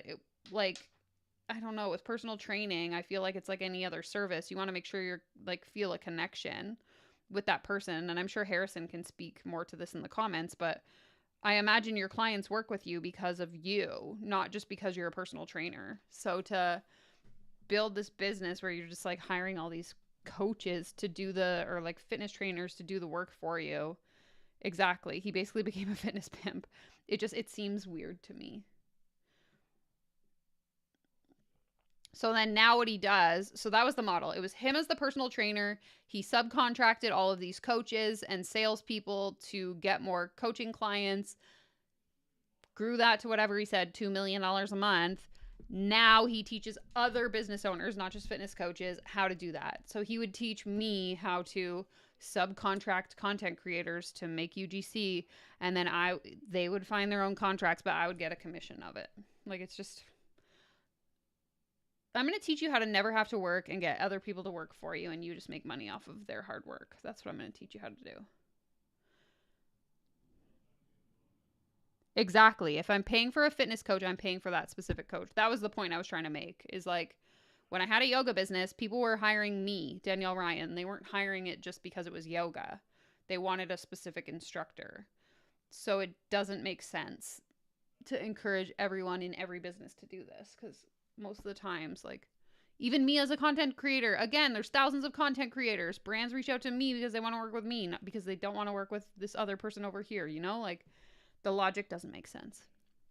Anyway, that's enough rambling. Let's go to Reddit. This Reddit thread is called Biggest Scam of a Job Posting I've Ever Seen. So, sounds like it's going to be a good time. Yes, hopefully your bank accounts have grown. Now we get to get into the tea. Biggest scam of a job posting I've ever seen. Company is searching for a flock of video editors on LinkedIn and offering an MLM form of payment. I will share this in the live chat in case anyone wants to read along or check it out on their own. Opportunity title, video editors. Location, remote. Compensation, performance-based. 10% of every $16,000 deal, so you get $1,600 a pop. Please read the entire job posting for details. About the opportunity. We are aggressively trying to grow the brand of our founder on Instagram, TikTok, YouTube, Facebook, everywhere. We are trying to assemble a massive team of editors that will collaborate together to achieve a common goal. Here's how it will work. We assemble a team of 30 to 50 editors. All editors are put into a Telegram channel together.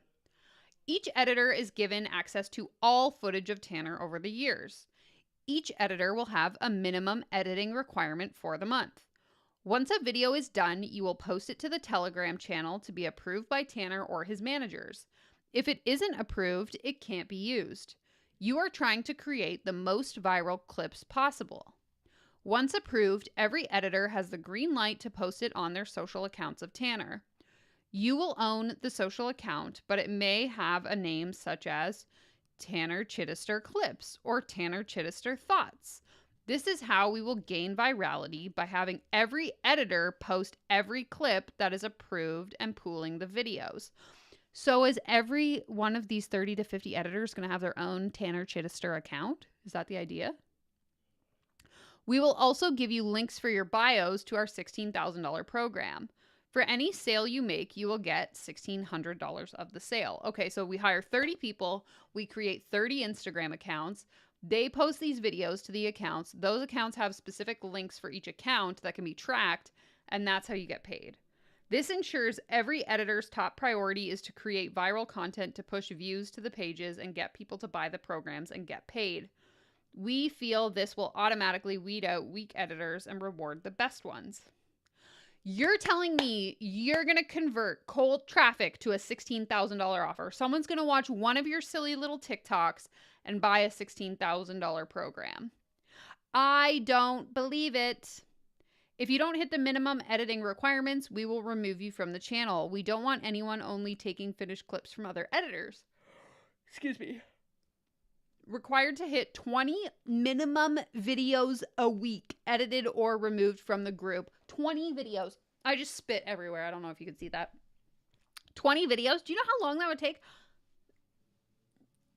I'm freaking out a little bit over here. Okay, for context, Friday, I spent the entire day filming short form videos. I probably made maybe 10 videos by the time the day was over. Between filming and editing all of those videos, it took me 10 hours. 20 videos? I get the clips are already filmed, but like, editing takes a long time. Oh my God. Okay, 100%. This is so shady and sus. Absolutely. Okay, skills needed. We're searching for skilled video editors who not only bleed pop culture, but can turn simple stories into epic short form videos. Do you stay up to date with pop culture?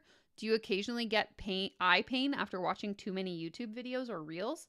Do you ever just appreciate the music score filmmakers use for movies? You will hold our viewers captivated and keep them on the edge of their seats by using their ideal combination of pacing, design, and music. Key responsibilities. Orchestrate the process of creation from idea to publishing. Edit in a way that engages the audience. Take a long-form content and be able to piece together and splice attention-grabbing short-form content. Input music, dialogues, graphics, and effects. Consult with team members from production to post-production process. Continuously discover and implement new editing techniques and industry best practices to maximize efficiency. But I might not even get paid. That's the part that's the most frustrating. If you're making $2 million a month or whatever you're saying, you're telling me you can't afford to pay someone, I don't know, like a base salary and then have them work on commission? This is disgusting. 3 to 5 years of experience. He wants you to have 3 to 5 years of experience but not pay you a base salary. Are you feeling okay? Work experience in the industry, strong communication, Premiere Pro and After Effects experience, good organizational multitasking skills, self-motivated growth mindset, natural interest in business, storyteller, solid understanding of virality, excellent video. It sounds like you want someone that's worth a lot more than commission only. Holy shit. I can't believe this. The rate of pay is purely commission. You get 10% of... He has an offer that's $16,000. You get 10% commission on that. So your videos have to convert cold traffic into a $16,000 offer, and then you get commission. Straight up exploitation, 1,000%. This is insane. I'm just catching up on your comments.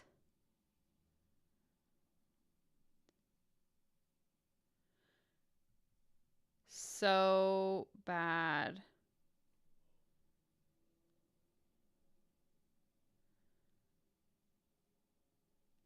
Well, if you're a subcontractor, unfortunately, none of the labor, at least in Canada, none of the labor laws really apply to you. So if someone went along with this, they wouldn't really have any rights, but it's so gross. Okay, let's see what people are saying. Tanner sounds like an unbelievable dickwad.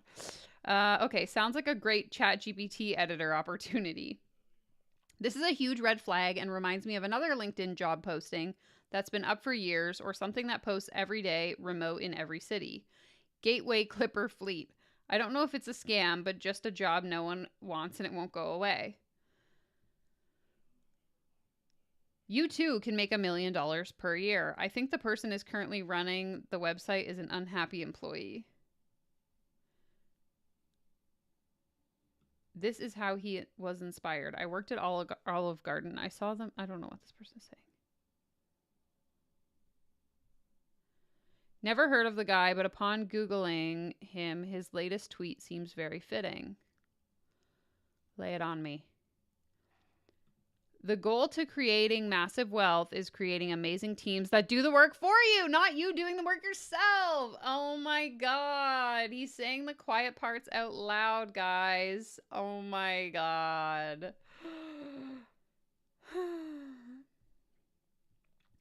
I'm actually so happy to see this being talked about. Saw this guy in search this morning and it made me question my life. Sad to think the desperate people who will fall for this. OMG, how is this even postable? How embarrassing. I really hope everyone sees through it. A friend of mine sent me this listing earlier today. This guy would be lucky if he gets 5 stupid people agreeing to this, and if they do, chances are they aren't good or won't last long. That's so true. Like, I don't think any reputable editor, anyone with actual skills, would be looking for a job like this. Like, I'm not an editor by any means, but even if I was looking for an editing job, I wouldn't apply to this. I want a job that pays real money, you know? Exactly. Each editor is given access to all footage. Sigh. I can't imagine the pain and suffering one must endure to make a story and have it go viral. Like, imagine having to go through all of his content. That would be a nightmare. Ugh. Yeah, this is brutal.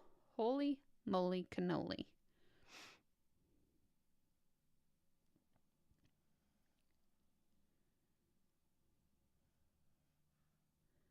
Exactly. The experience required and the rewards aren't matching. 3 to 5 experience, but you don't even get a base salary. Make it make sense.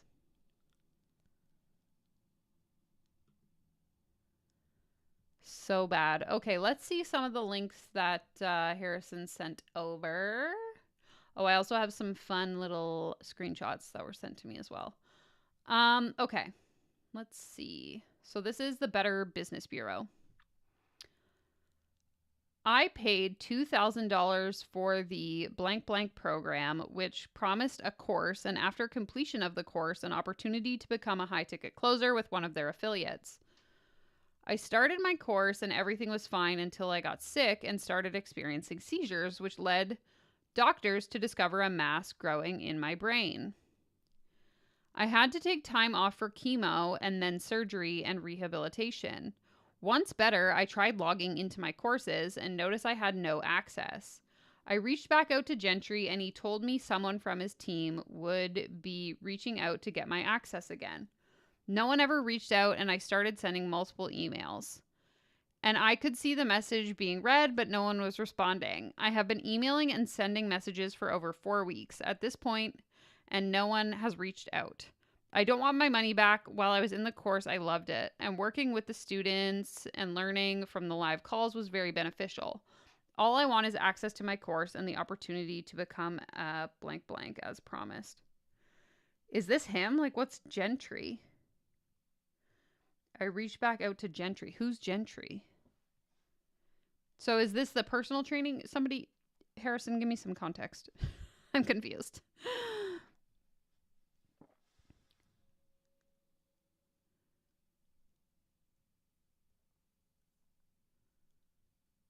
Okay, elite closer. I see, for the elite closer program. The opportunity to become an elite closer. So is that is that Gentry is his brother? Oh, okay. So him and his brother run this business. I thought he built it himself. Okay, so he had a sales coaching program that was a course, and this person got locked out of it. That's freaking awful. Is it timed?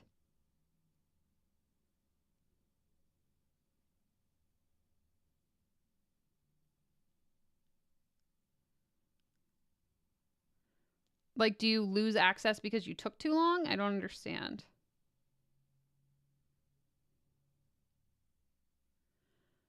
So dumb. But also very awful. Okay. Let me go to this one. So this is Yelp. Yelp reviews, elite CEOs. There's one review. Where is the review? How does Yelp work? Okay, here. Oh my God, this is a big one. Here we go. So this is from August of last year. They only care about your money, not your success. I got scammed by this company named Elite CEOs. They sold me a program I did not need. I was very clear in my communication that I did not want a list of 250 videos with a once a week call. I needed a done-for-you service and was willing to pay for it. Initially, they wanted to send me $3,500 package to give me an appointment setter, but I mentioned I needed much more support than that because I don't have a background in marketing and had zero marketing done. So no leads at the time, and again mentioned I needed a done-for-you service. They then upsold me to a $13,500 package where the sales guy, Max Brown, promised that I would get one-on-one support for 3 months. I made sure he understood that I did not want a done with you service. I needed a done for you service, and I was willing to pay for it. He assumed that this was what he assured me that this is what the $13,500 program would be, and I would have to take care of the ad budget, but the support would be there. We moved forward based on his false promises. We then had our onboarding call with a coach named George. He was very rude from the start and said we needed to land back on Earth because our goals were not realistic. We disagreed and mentioned that we were very clear about our goals, even from the start of our conversation with the sales rep. Our coach then moved on to make some rude accusations. We had a rough start because the program was literally 250 videos and one call every other week. But we did not find this out until after we had given our deposit. We tried reaching out to someone about our coach to discuss the fact that the service was not what we purchased and agreed with the salesperson. They told me that the only person that could help me and address my concerns was the coach that had already missed calls, arrived late to our other ones, and treated us badly on several occasions with no customer service whatsoever. Okay, hold on. I'm not going to say that this person is, it's their fault. I'm not trying to gaslight anyone. But I just want to ask if anyone knows, do these people not give contracts? Because in my experience, anytime I'm giving someone money or someone's giving me money, there's a contract involved that stipulates exactly what the service is that we're paying for. So to pay a deposit and then find out you're not getting what you paid for, what does the contract say? Does the contract say you're getting a done-for-you service, or did they just verbally say that to you and then you just paid without a contract? Which I guess this is a lesson for anyone watching this. Always have a contract. We then decided to dispute the charge to catch someone else's attention. Finally, after the charges were disputed, someone in their customer success specialist team reached out. He mentioned on the phone that he admitted they had sold us the wrong program and was aware that it was a forced sale, not a customer success driven sale. We offered to withdraw the dispute if they returned 75% of our money. We even offered for them to keep 25%, which after selling someone knowingly into the wrong program, you should ethically refund the entire amount. Agreed. He said that was a fair offer, and that was the end of the call. He reached out a few days later via Messenger to say they could not refund anything, and the only solution they had was crediting the money we had already paid toward a one-on-one done-for-you service with a cost of $100,000. I declined the offer because of the issues we had already faced with this company and asked for him to honor his word given to me over the phone, and I literally never heard back from them. Then my bank called me to say they had submitted documents to the claim and they would honor the dispute on my favor. I don't understand how a company that claims to be a $60 million company isn't able to refund 0.01% of their sales to a customer they knowingly sold the wrong product to. Because they won't reach $60 million if they have to go with all of the refund claims. I have invested over $300,000 in coaching and had never had such a horrible experience, a web of lies, and had never dealt with a company so unprofessional and money-driven. Please beware, they are only here to steal your money. Wow, that's crazy. Whoa. Okay, what y'all saying in the comments? False promises, never. Don't know her. It's so unusual in this industry. Everyone's usually so trustworthy and only gives real information and doesn't scam anybody. Exactly. I would want a contract so it spells out exactly what I'm getting and protects both parties. 1,000%. Do not give your money away if there's not a contract in place, especially when you're paying $13,000. Like, that's insane.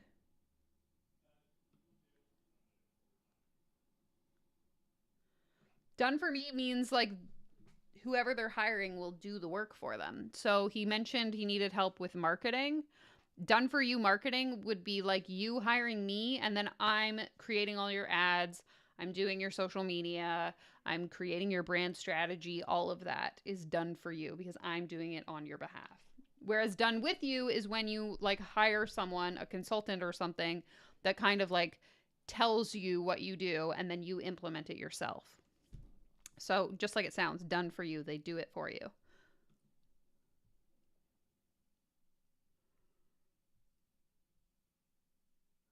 Exactly. So like paying an agency to do the ads as opposed to doing the ads with them. Yeah. So you could hire a coach that's going to like teach you how to run Facebook ads, or you could hire an agency that just runs the Facebook ads for you.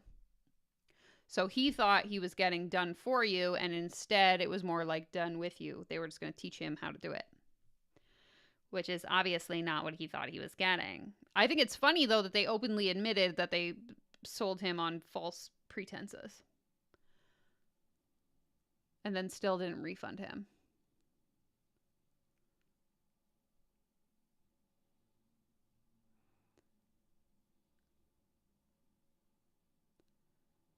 I mean, I don't think this is the only industry where people are lying and stealing from people, but it's definitely very obvious in this industry. Okay. So I have a couple more screenshots we can read, and then we might wrap it up, depending how everyone's feeling. One of these was someone who had booked one of the calls. You know how earlier we were talking about the sales calls? So they had booked a sales call, and then they canceled the sales call. And this was the email that Tanner sent after they canceled the sales call. I just thought it was funny, so I thought we could read it together. Okay, so it was Harrison. I'm trying to be secretive, but he's outing himself in the comments. So he sent me this. He had signed up for a sales call, then he canceled it, and this is what it said. And it's pretty funny. Okay, I need to figure out how to switch back. Is this right? Are we there? Yes, you can read it. Okay, I'll read it to you. So here we go. Hey, blank. Tanner here. I see you canceled your sales call with us. Okay, first of all, I read this email earlier. I hate the way he wrote this email. Just saying, as an aside. So, I'm sending ya a quick personal note, ... before you forget all about me. LOL. Also, I'm curious if my hunch about your application was right. Was it about money? I hope it's cool I'm asking. I bet you thought, it's a mastermind. It's going to be super expensive. If so, I need a favor from you. Reply to this email and tell me what your offer is, because now I am super curious. You got this far and your app caught my eye. So this is what I need you to do. Reply to this email with your coaching offer description in just 3 sentences or less. Seriously, this is my personal inbox. If your offer is solid, you have options that you're most definitely going to want to know about. Looking forward to your email. Okay, so you didn't want to come on a sales call with me, so now I'm giving you the option to bargain with me, barter back and forth in email. Like, what? What is this?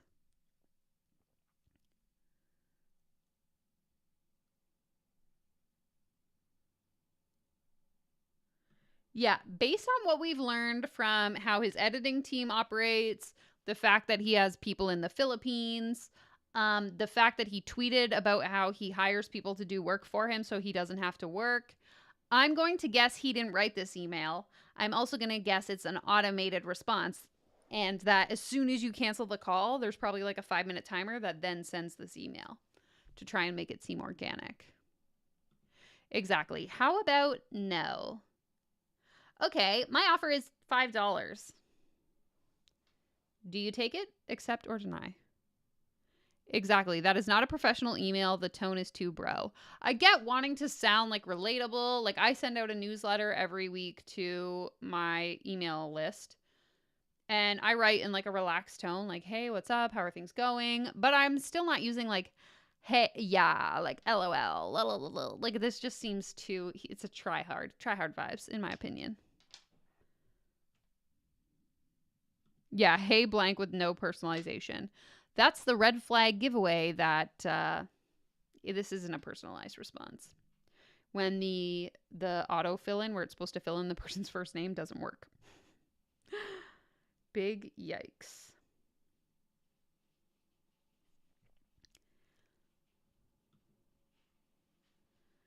So happy to have you here with my ugly nose.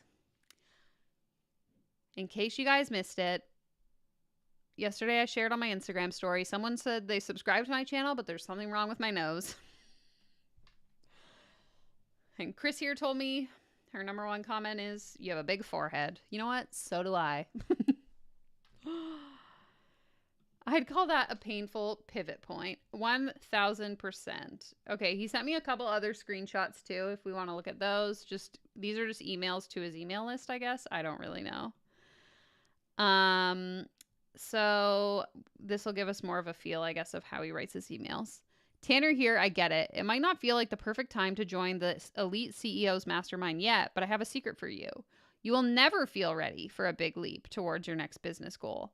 In fact, it'd probably be weird if it didn't feel new and maybe a little scary. The upside, I've got your back, and so does the rest of the team. So we've got something for you. Instead of the mastermind, how about complete access to only my best performing strategies. We've packaged up for you my most critical material in one easily digestible course and for a fraction of the cost. This will simply be minus the one-on-one coaching. If you ever join my mastermind, the price for the course comes off your mastermind fee. Okay, Harrison, is this after you decline the sales call? Then he's trying to get you to sign up for his course? Is that what's happening here?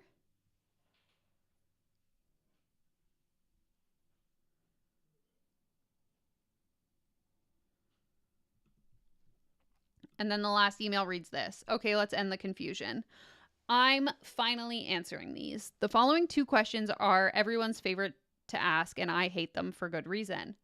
Question: do people really pay thousands for online coaching programs? Answer: yes. And unless you've got your perfect offer crafted and ready to sell, you're missing out on thousands daily. And question 2, aren't there many insert your personal industry coaches out there already? No. So now you can stop asking me these and listen. While I totally understand these tragic questions and where they come from, they're only good for one terrible thing. Excuse me. To keep you paralyzed, which is why I hate them. Okay. So dumb. This sounds like a simple downsell to the course. Yeah, exactly. That's what I was thinking.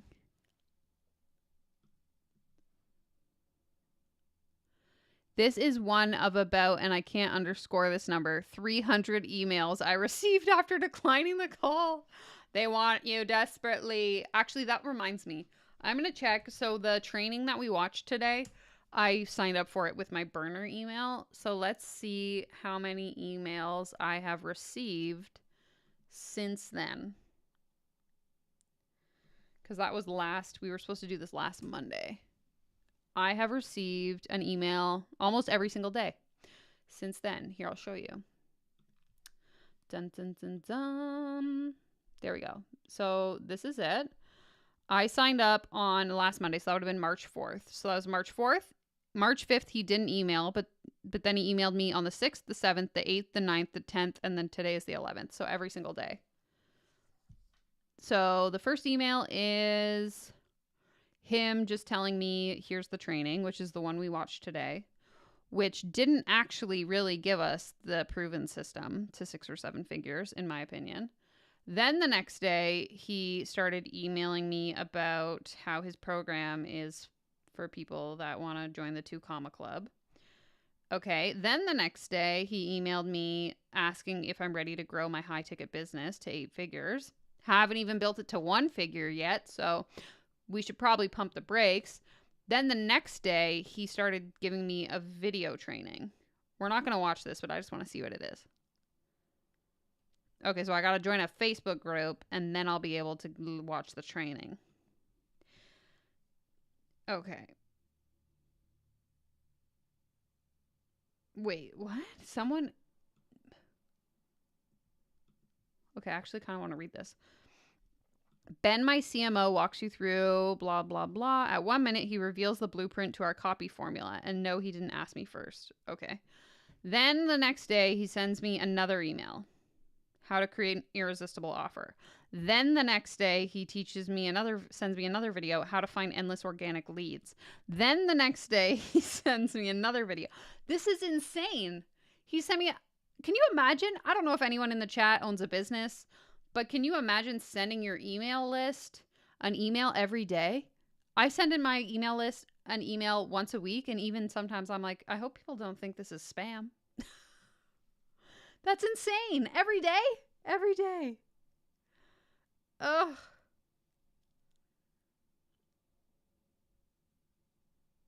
Okay, let me see.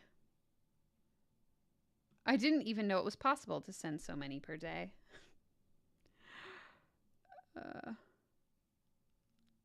Yeah, rip to my inbox for sure. As you can see, I have you can't, it's not on the screen anymore, but I have 1,500 unopened emails on this burner account because I sign up for like every coach's email list here. And I never open any of the emails unless I'm watching it on stream. Exactly. If they were successful and rich, they wouldn't hound just one person for their money as bad, in my opinion. I feel like, why do you need to send emails every single day? That's actually just like so mind-blowing to me. I can't imagine using that strategy. My unsubscribe rate would just skyrocket. Exactly. Do these people understand what the word spam means? I don't think so. They barely grasp the word no, much less their heads around spam. So true. So true. Yeah, I'll let you guys know next Monday if I got 7 more emails. Because if he's literally going to email me every day for the rest of my life, oh my God. I can't. Exactly. I feel bad sending a newsletter once a month. Oh, this is crazy.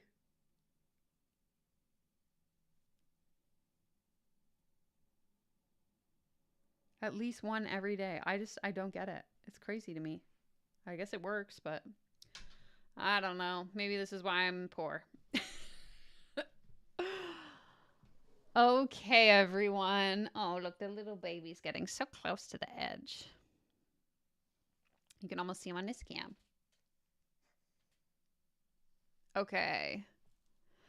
My brain is broken. It fixed the fixed mindset in me. I guess so. I guess so. Harrison says, for the record, the way I got them to initially leave me alone was telling them I signed up with another coach and saw success. The business coach equivalent of I have a girlfriend.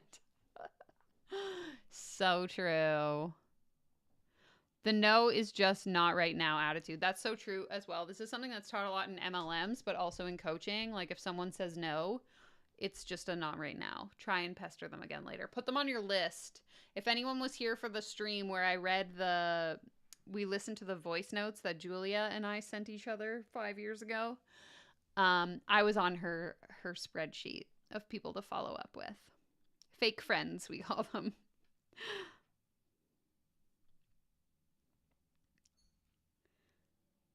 It's the Stockholm Syndrome. I followed her home every day for a month, and now she's my girlfriend. I emailed you every day, and now you're my favorite client. So gross. Okay. For real, pestering is not a skill. Absolutely agree. All right, friends. I think that's it. We're going to wrap it up here. It's been 2 hours, so we made it. We survived. Thanks so much for being here. You're the realist. If you haven't already, toss me a thumbs up if you had a good time, or a thumbs down if you didn't. That's fine too.